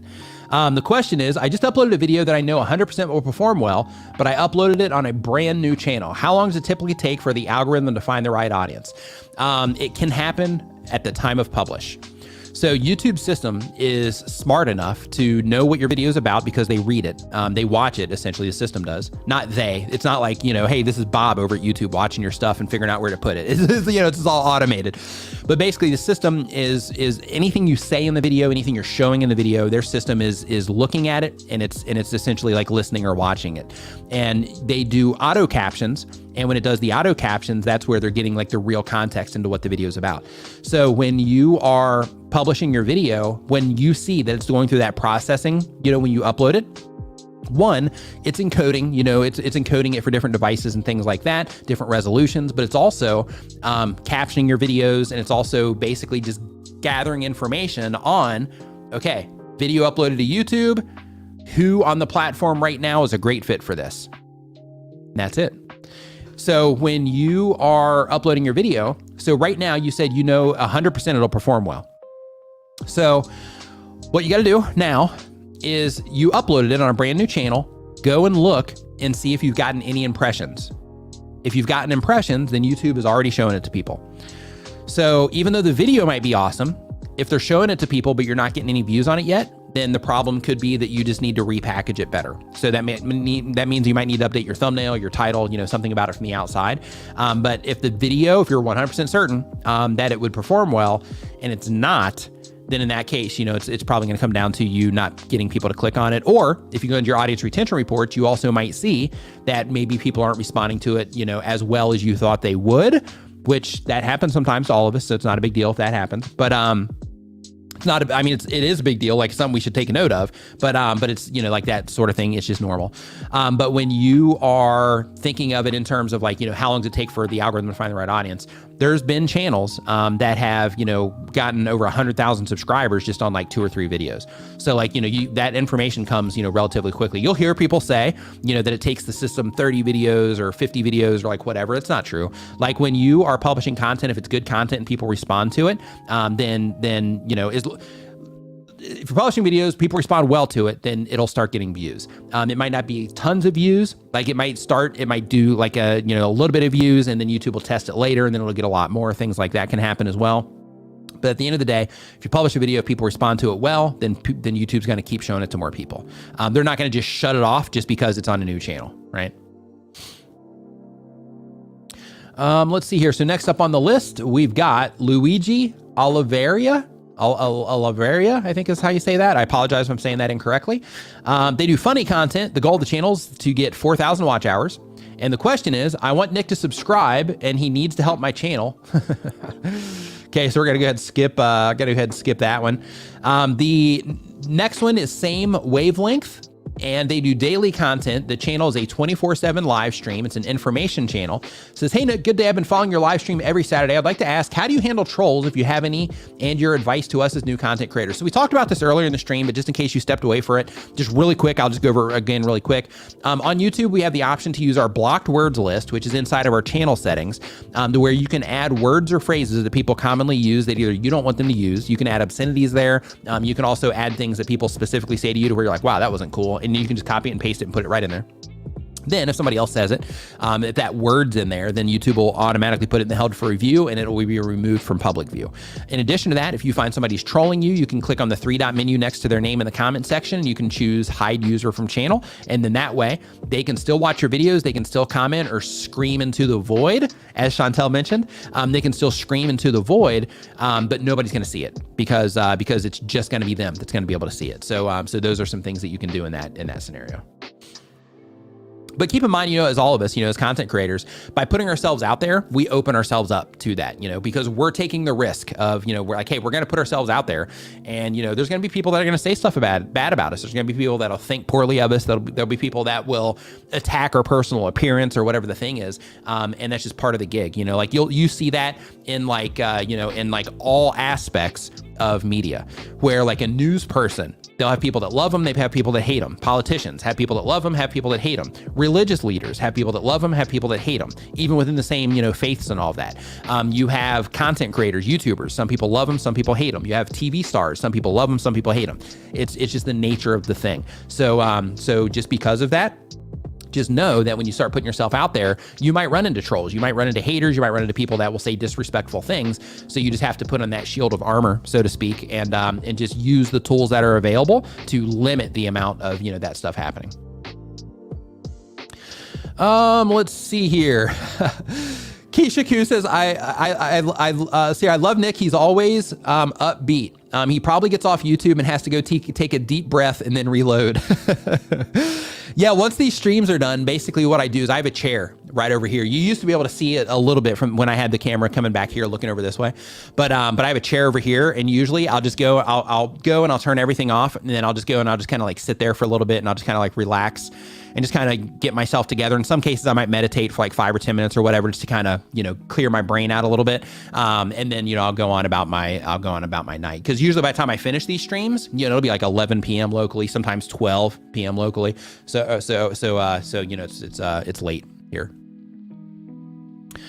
Let's see here. So Urban Van Life says they don't even get any trolls. That's good. That's good. That's good. You will. You don't get any trolls yet. You'll get them. You'll get them. So let's see here. Thomas's Daily Report says they do educational content. The goal of the channel is education. The question is, can an educational channel be funny and family, child friendly, and most importantly, is it easy? So the first thing is an educational channel absolutely can be funny. We call that edutainment. So edutainment is where you are educating people, but you're doing it in a fun way. So fun can be just where you're inserting jokes here and there, you're adding a little bit of personality here and there, or you can go like high level entertainment in terms of like what Ed over at Film Booth is doing, where, he's making entire epic videos trying to explain a concept through the examples that he's giving in his videos. He does a great job at it. And in his case, he's doing, edutainment content as well. So in terms of that side of things, absolutely. It's actually better if you do that. In terms of it being easy, none of this stuff is easy. So if it was easy, everybody would have humongous channels on YouTube. It's actually a pretty difficult thing. So it's a process, but it's a difficult process. And the reason it's difficult is because there are things that you need to know how to do in order to be able to sustain it. So for example, when you first start doing this, you may or may not have ever made a graphic before in your life. But now all of a sudden you got to start making thumbnails, unless you're doing YouTube shorts. You may not have ever tried to compel somebody to take some type of action through in written form before. But now, as a YouTuber, now you got to learn how to do it. You might not have ever put together a video, outside of like family videos or something you might share with a friend. You might not have ever needed to put together a video before that is 100% reliant on how strangers respond to it, right? So when you first come onto YouTube, learning how to do all these things, it's not easy, but it is a process. So it's a process of skill development. It's a process of understanding those two things. Skill development, understanding, or developing, that understanding. So on the skill development side, you got to learn how to, communicate in an engaging way. You got to learn how to, communicate visually through graphics, thumbnails, imagery. You got to learn how to communicate through written form in terms of, short written form, like titles, and compel people to click on what it is that you're doing, or at least be informative in some way. On the understanding side of things, you have to get an understanding of who it is that you're trying to reach with your content, unless you just stumble into that. You got to get an understanding of who it is that you're trying to reach with your content. You got to get an understanding of the things that they care about the most. You got to get an understanding of the things that they don't care about, so you don't make content about that. You have to get an understanding of at least a rough understanding of how the system works in terms of YouTube. So in terms of like the coding behind the algorithm, like nobody knows that. But in terms of like, okay, in a nutshell, YouTube, I'll break the whole thing down for you in the most easy to understand way. And this is what you need to know, but there's a lot of complexities within this, but there are a lot of nuance within what I'm getting ready to say. In a nutshell, YouTube is everything is based on performance, right? So if people respond well to your content, then YouTube's going to show it to more people. If they don't, then they're going to show it to less people. Within your niche, the people that have people respond to their content at the highest rate, those are the ones that are going to be at the top of the niche. And the people that have their content responded to at the lowest rate are going to be the people that are going to be at the bottom of the niche. If you have a few videos take off on your YouTube channel, that's all you need. In some cases, it'll take you one video that will give you 100,000 subscribers. In some cases, but you got to keep making content until you get to that video, right?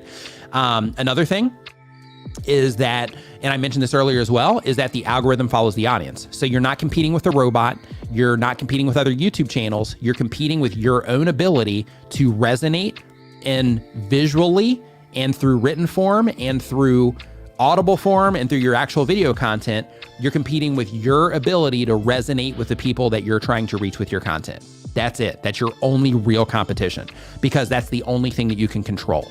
So when it comes to YouTube, you got to think performance-based in terms of how people respond. That's what our analytics is for. And you got to think of understanding, the people that you're trying to reach, and you have to understand. And part of the understanding is knowing that you are making content for people, not for the computer system that runs YouTube, right? The artificial intelligence that runs YouTube. That's YouTube in a nutshell. Make great videos. Make great thumbnails, titles, or make great shorts. Get people to respond, you'll do well. If you can't, you won't. That's it. And if you hit a point in your YouTube journey to where you think like, hey, I know all this stuff, I don't need to try to get any better, then you're just going to come to a grinding halt. If you constantly on your YouTube journey are like, you know what? I've gotten to 100,000 subscribers. I know I made it to 100,000 subscribers. I know how to, make content for my audience. I know how to do all that. If you're still like, you know what? But let me keep analyzing channels. Let me keep trying to get better. Let me keep trying. I can get my audience retention to 45% of a, 15-minute video or a 10-minute video. Let's see if I can just push it to 60. Let's see if I can push it to 50. Let's see if I can push it to 55, right? Like you got to keep, trying to move yourself forward, because the second you get comfortable, then you're starting that walk down the hill, so to speak. Let's see here. So next up on the list, we got Zay. I think is how you say that. They have a gaming channel. Goal of the channel is monetization in the future and to gain more coins for life. Nice. Like the approach there, looking at YouTube like a game. Question. I've started lately, and I know that I can't blow up with 3 videos right now. Technically, you could. But I'm worried about the language I choose for my videos. My English lacks, and I'm worried that it'll be chasing my viewers and potential subscribers away. But within the English speakers is more chances to impress someone. It's possible to grow a channel with different language that is not our own, or would I be wiser to go with my native language? Maybe you can advise people on choosing language to go with. Okay. So you want to make sure that you have a good enough command of English that people can easily understand you. As long as you have that, then you can go after the English market and it's fine. Keep in mind, some people will find interest in you not speaking perfect English, but it still needs to be at a level to where people can understand. So some great examples for this. Peter Lingram is one channel. His English isn't perfect, but it's enough to where he understands English enough to where he can communicate clearly in his videos, and he'll even catch himself. He'll be saying something, and then as he's saying it, he'll forget the English word for it, and he'll stop and he'll be like, the English word, and then he'll find it, and then he'll say whatever the thing is. So he kind of makes a novelty out of not being, 100% fluent. So, when it comes to that, you also have, I can't remember the science channel, but there's a Russian channel a long time ago that people just loved just because he's doing all this crazy stuff. But in his case too, it wasn't his language wasn't there, but it was enough to where he could communicate what was going on. But the theatrics of everything else that he was doing was so much that it put the language in a secondary, thing. So when it comes to your language, it can be a limitation, but it can also be something that, that connects people to you as well. So if your fluency isn't quite there yet, then you might want to try learning YouTube in your native language. So then when you do come into the English market, that you are at least more familiar with how the system works and how to get results and things like that. So when you come in, you don't use your language as an excuse for not performing well. Because what's really easy to do is it's really easy to say, well, the reason my videos aren't doing good is because I don't speak good English. But it could be that your English is good enough, but that you just can't get people to click on your thumbnails, or that you're putting videos together that just aren't good yet. So, it could be things like that. But if you come into it without already knowing what works on YouTube and what doesn't, or just how to get a response, then right out of the gate, you might just default to it being your language when it might be some other problem that you need to fix. That's what I'm getting at. Let's see here. So next up on our list here, we've got, we're gonna pull. I'm gonna do this one, and then we're gonna pull some from the chat here in just a minute. But we got Brianna Marie LPN says, I make content about being a nurse and a mom, and the goal of the channel is to build a community of nurses, parents, and be able to work from home so I can spend more time with my kids. The question, is it too late to jump on the shorts train? I've heard it's the best way to grow right now because YouTube is competing with TikTok, but I feel my content can't be turned into shorts. I love your channel. Thanks for reading. So hopping on the shorts train. So that's a good question. So when it comes to YouTube Shorts is a good way to get in front of newer people, new people that, haven't experienced your content before. It's good for getting in front of them. But the problem is if you also want to do long form content, because you're still going to need to be able to learn how to get people to click and do all the things involved with that. So when it comes to YouTube Shorts, the gold rush, so to speak, isn't there like it used to be, but good content is good content. So if you are putting out long form videos and it's good content and people respond well, it'll do well. If you put out shorts, it's good content, people respond well to it. Great example. If you look at my channel, I've got 2 shorts. One of them has 56,000 views. The other one's got like almost 6,000 views. One of them is just a really quick tip. Hey, this is how you pay attention. It's like, like how to find your click-through rate per traffic source. Really quick, super valuable tip, especially for people that don't even know that information's there. That's a content creator. Tons of value out of that one. Good response, 56,000 views. The Alexa video that I did, and I blew that one, I'll be honest. I should have put more time and effort into that, but I was like, oh, this will be funny. Let me just make it and put it up and see how people like it. But I could have made it so much better. I might actually remake that video. But anyway, the Alexa one is about if Alexa was a YouTuber. So it's funny, all of that, but it's not like the pacing is slow. And like, I failed at that video, and I'll own that. So like what I should have done with that particular short is I should have made it to where like when it first starts, I'm like zooming into Alexa and I've got words popping up on the screen and she's saying the different things, speed up her voice a little bit maybe. Like I could have made it way better, but I didn't. And that's my fault. So when it comes to shorts, the same exact rules apply though. Like, the gold rush isn't there in terms of like, hey, there's nobody on shorts, so when I publish a short, I'm just gonna like go to the moon. Now there's a lot of people on shorts, but there's still a ton of viewership. I think it's like 1.5 billion short views is what they're getting right now on shorts, which is huge. So there's still a huge audience there. It's a lot more competitive now. So if you want to make shorts and you think shorts are a good fit for what it is that you're doing and for the audience that you're trying to reach, then go for it. Or at least, just experiment with some and see how people respond to it. But if long term, if you're like, hey, I want to, get the most out of this from the monetization side, currently, for YouTube Shorts, you have the YouTube Shorts Fund, and that's it. They're working on, ads that they'll be showing later. They're working on, they're supposed to be testing later this year. They're supposed to be testing Super Thanks in YouTube Shorts. And sure, that'll generate some, but it's not going to be like, massively dependable, I'm going to imagine. But the idea is to, to think of it from that perspective too, because you said one of the things is that you want to work from home so you can spend time with your family and kids. Shorts right now are not that path. They might be part of it if you have shorts as part of what it is that you're doing, so you can position yourself well, so when all the monetization options are there, you already have an archive of shorts that it can be applied to. But you also need to mix in some longer form content so you can start monetizing it in different ways now, so that you can accelerate your ability to work from home and spend more time with your kids. D says that it's because I suck for that Alexa video. Absolutely. Yeah, it is. If I didn't suck when I was making that video, I would have made it better. But I didn't, and I took like the suck version of myself was like, let's just put this up, this will be funny, instead of like the awesome version of myself saying like, yeah, but we can do this better. Let's just, slow it down a little bit and, work on the actual video and make it actually a good video instead of like trying to hurry and get it up. Let's see here. So Doug said that I missed a super chat. Let me go in here and do that really quick.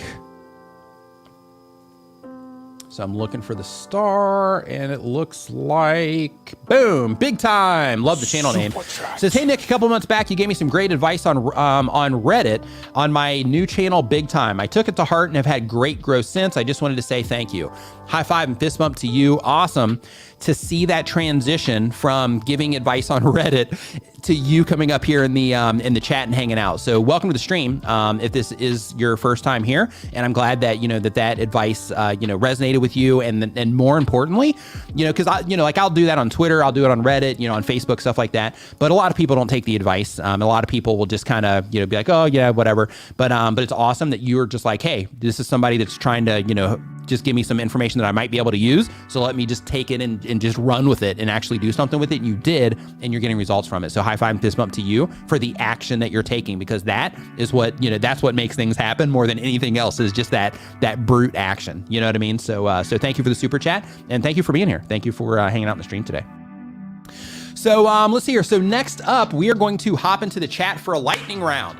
So here's how this lightning round goes down. If you have a question, what you got to do is you got to put a Q in front of your question. And when you put that Q, that's going to help me identify that it's for me and not a side conversation. So it's 100% required that you have a Q in front of your question so that I know it's for me. So if you got a question about what it is you're doing on YouTube, Doug Houston just posted a lightning round in here. You can see it right here on the screen. So what I'm going to do is the questions that come in underneath that is what I'm going to, what it is I'm going to start with. So if you have a question, go ahead and drop it in here right now. And I'm going to start with the ones underneath Doug's lightning round. So the very first one here is from Crazy Kids 949, says, my views go up every day, but the hours watched goes down. Why? Great question.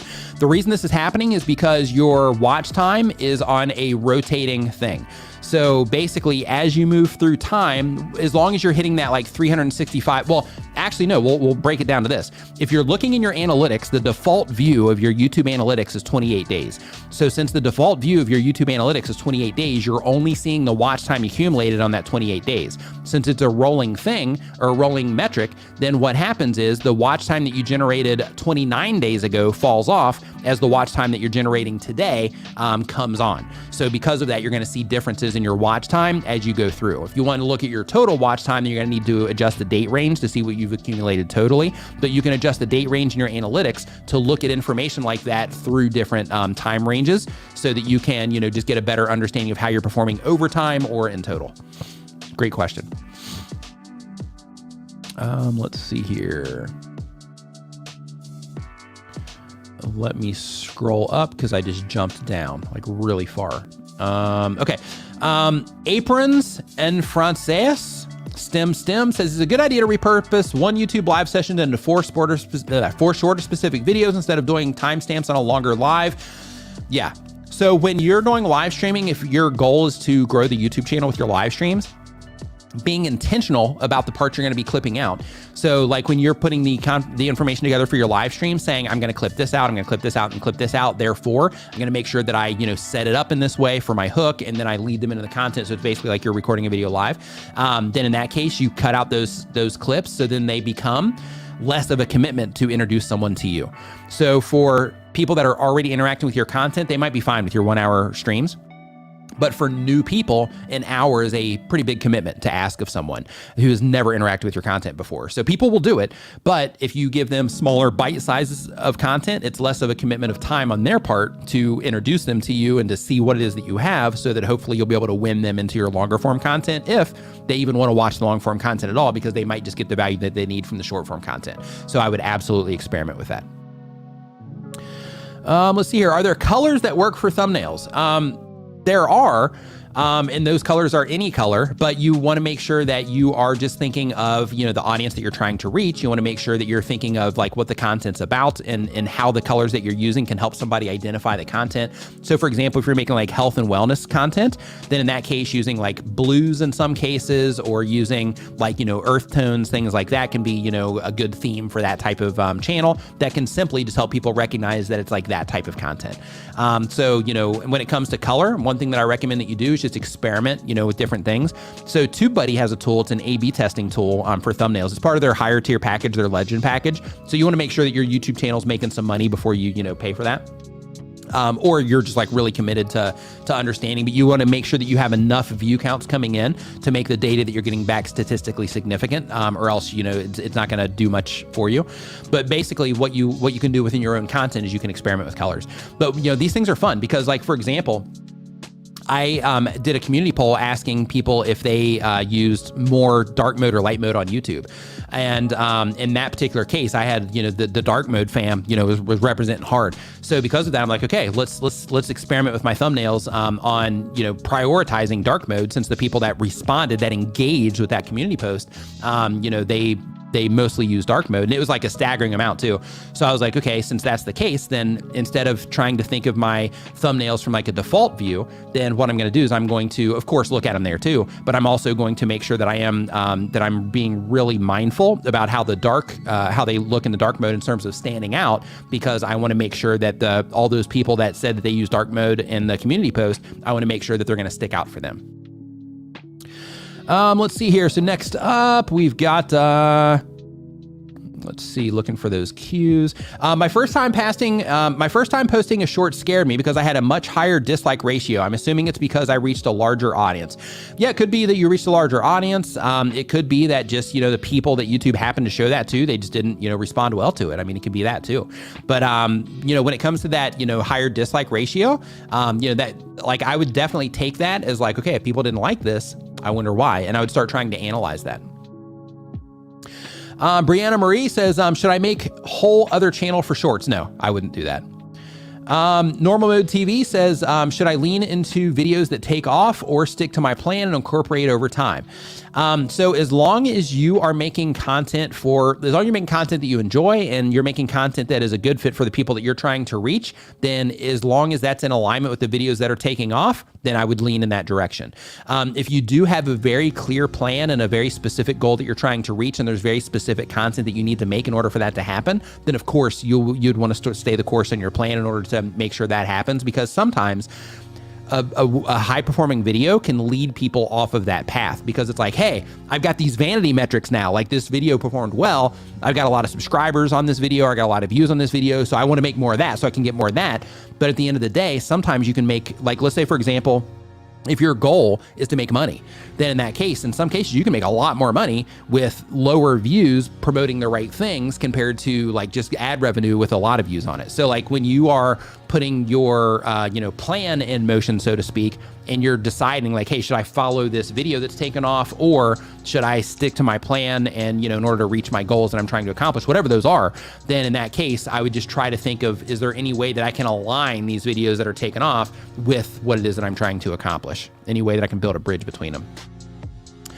Ben Reader says, how long do I wait before changing thumbnails and titles? So what you want to do is on your YouTube channel, you want to go through your content. You want to start looking at your content.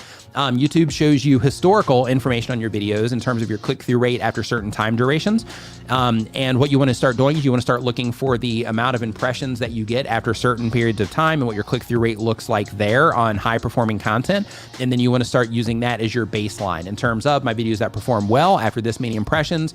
If my click-through rate is roughly this, then my videos, will typically do okay as long as my view durations are, okay and all that. So because of that, if I hit this certain amount of impressions and my thumbnails way lower, my click-through rate is way low, for the traffic sources that I'm trying to target, then in that case, I need to, make that change. And that could happen depending on how fast you're getting views and how fast you're getting impressions. That could happen in a couple of hours, or that could happen, in like a week, depending on, what's going on with your channel. So I would go through historically, and first I would identify what good or high performing looks like on the channel the content that you currently have.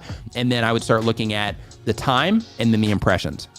So for example, if it's in 48 hours and, your video has like, let's say, I'm not sure like how big your channel is yet or the progress that you're making. So we'll just say for the sake of it, 10,000 impressions. And typically when you have 10,000 impressions, you have like a 9% click-through rate, at that point in time, after 48 hours, if it's got about that many impressions. So therefore, if you hit 48 hours and you're like, man, I got like a 4% click-through rate on this coming from, home pages. And normally I'm like way better there. Then in that case, that's where you'd want to make that call on updating it. Should I make different logos for different channels? Yeah, that'd probably be a good idea unless you're trying to theme them together in some way. Like, for example, like if you look at some of the music channels like Trap Nation, people like that, they have like, Rap Nation, Trap Nation, they call it like the nation, but they got like Rap Nation, Trap Nation, Lo-Fi Nation, all those things to where they'll have like a similar logo, but it's just got like a slightly different, twist to it. The Slow Pass says, I haven't been uploading consistently because COVID long haulers. See, I said the word. Should I address this? Some say not to address personal issues. you can address personal issues. Here's the thing. That's all a personal choice. So I actually have this thing with personal issues on the internet. So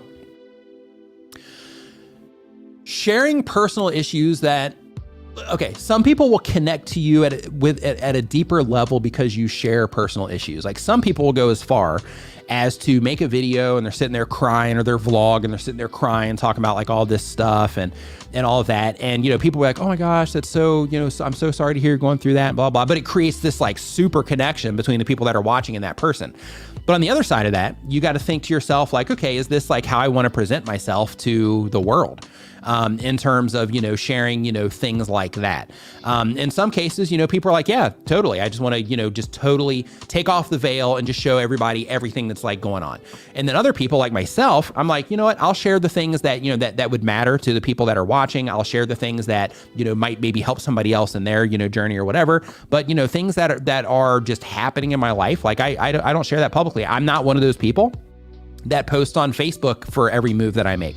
I'm not somebody that's posting on, on Facebook or making stories about like, oh, hey, here I am at this coffee shop and I'm doing this thing and blah, blah, or hey, I'm having this problem and so on and so forth. Or, hey, I'm doing awesome. You should check this out. Hey, go look at this. Or, I'm not that person. But I do publish things, on the YouTube in terms of, like content like this and videos that help people out. And in some of those videos I might talk about, or these live streams might talk about burnout, those types of things that I've dealt with.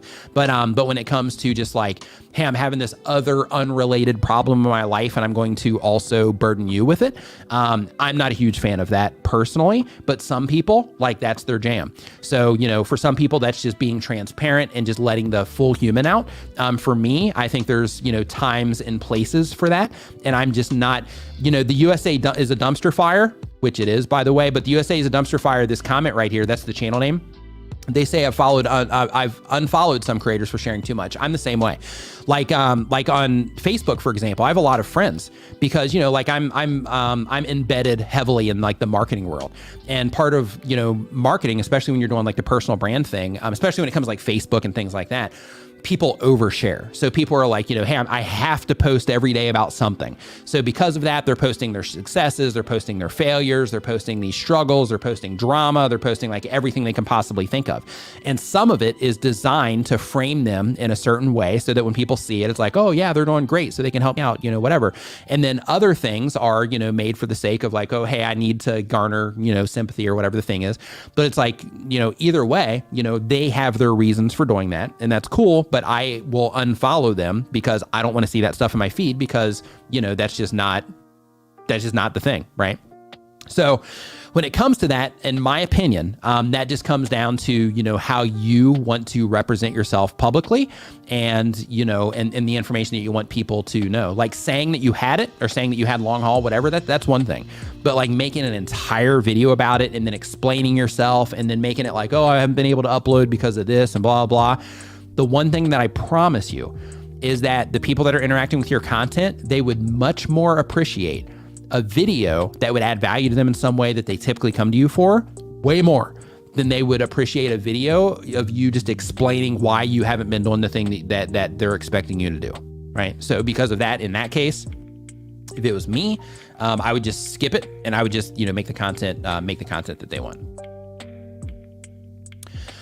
Paul Jamison says, how do I connect my Shopify store to my channel? I have 6,000 subs, thanks. So what you need to do is you need to go into your monetization settings. In your monetization settings, you are going to see an option that says shopping. You want to click into that. And then once you click into that, you're going to have an option. You should see, if you have a merch shelf already, then underneath that merch shelf, you should see a little bit of like a short message that says something about connecting to your Shopify. Click on that. It's going to take you over into it's going to take you over to Shopify, and then you can, go through the process of connecting you over there. I've ran into issues with it so far. I'm actually in the process of, so I was on a call with my partner manager the other day, and we're actually in the process. I have to send them some information, and then they're going to help me try to get it figured out. But basically, I'm running into some issue somewhere to where like the domain isn't being recognized enough to where it's like syncing things properly. So it seems to be a little bit problematic because it's happening to me and a few other people as well. And that's just people that we know. So I'm sure it's happening to a lot more people also. So you might run into some problems. So just be ready to hop on support with Shopify and Google and all that stuff. But basically you'll find that option in your monetization settings. All right. So on that note, I do want to say thank you everybody for hanging out today. I hope that you got some good information out of this stream. If you are somebody that's using TubeSpanner to take notes on this stream, just as a reminder, you can download those to your computer, or later, if you come back to this live stream and you open up your notes, you're going to see your notes and you're going to see all the timestamps. So you can just jump right to the part in the live stream that that you took that note on. So I just want to remind you of that. But in addition to that, I just want to remind you also, if you are getting started with this, and I know a lot of you, you're getting started, you're trying to get these, first initial milestones. If you're just getting started, I know we talked about a lot of stuff during this live stream, and I know in some cases, because there is so much to do, that it can seem overwhelming. What I encourage you to do is just pick like a thing or two that you're like, you know what, I can work on that and try to figure that out, or try to, apply that to my channel or whatever. Like, try to work on that over this next week so that you can, just get an understanding of that thing. And then I'll see you here next week, and then we can, work on, more stuff that you can do to, get better results on what it is that you're doing on YouTube, or at least, kind of accelerate things for you. So thank you so much for hanging out. I've got links down in the description to Creator Mix, to StreamYard, to TubeBuddy, to TubeSpanner, to all kinds of different things that'll help you with your YouTube channel and just your YouTube journey. So I encourage you to check out the description on your way out so you can just see the things available down there, and just, check out the ones that resonate with you. For example, if you're not live streaming, then you probably wouldn't check out StreamYard, but if you are live streaming, then you would, right? So just check out those links. Anything that resonates, cool, check it out. I will see you next Saturday at 9 a.m. Eastern. Have a awesome rest of your weekend. Stay safe out there, and thank you for watching, and I will see you next time.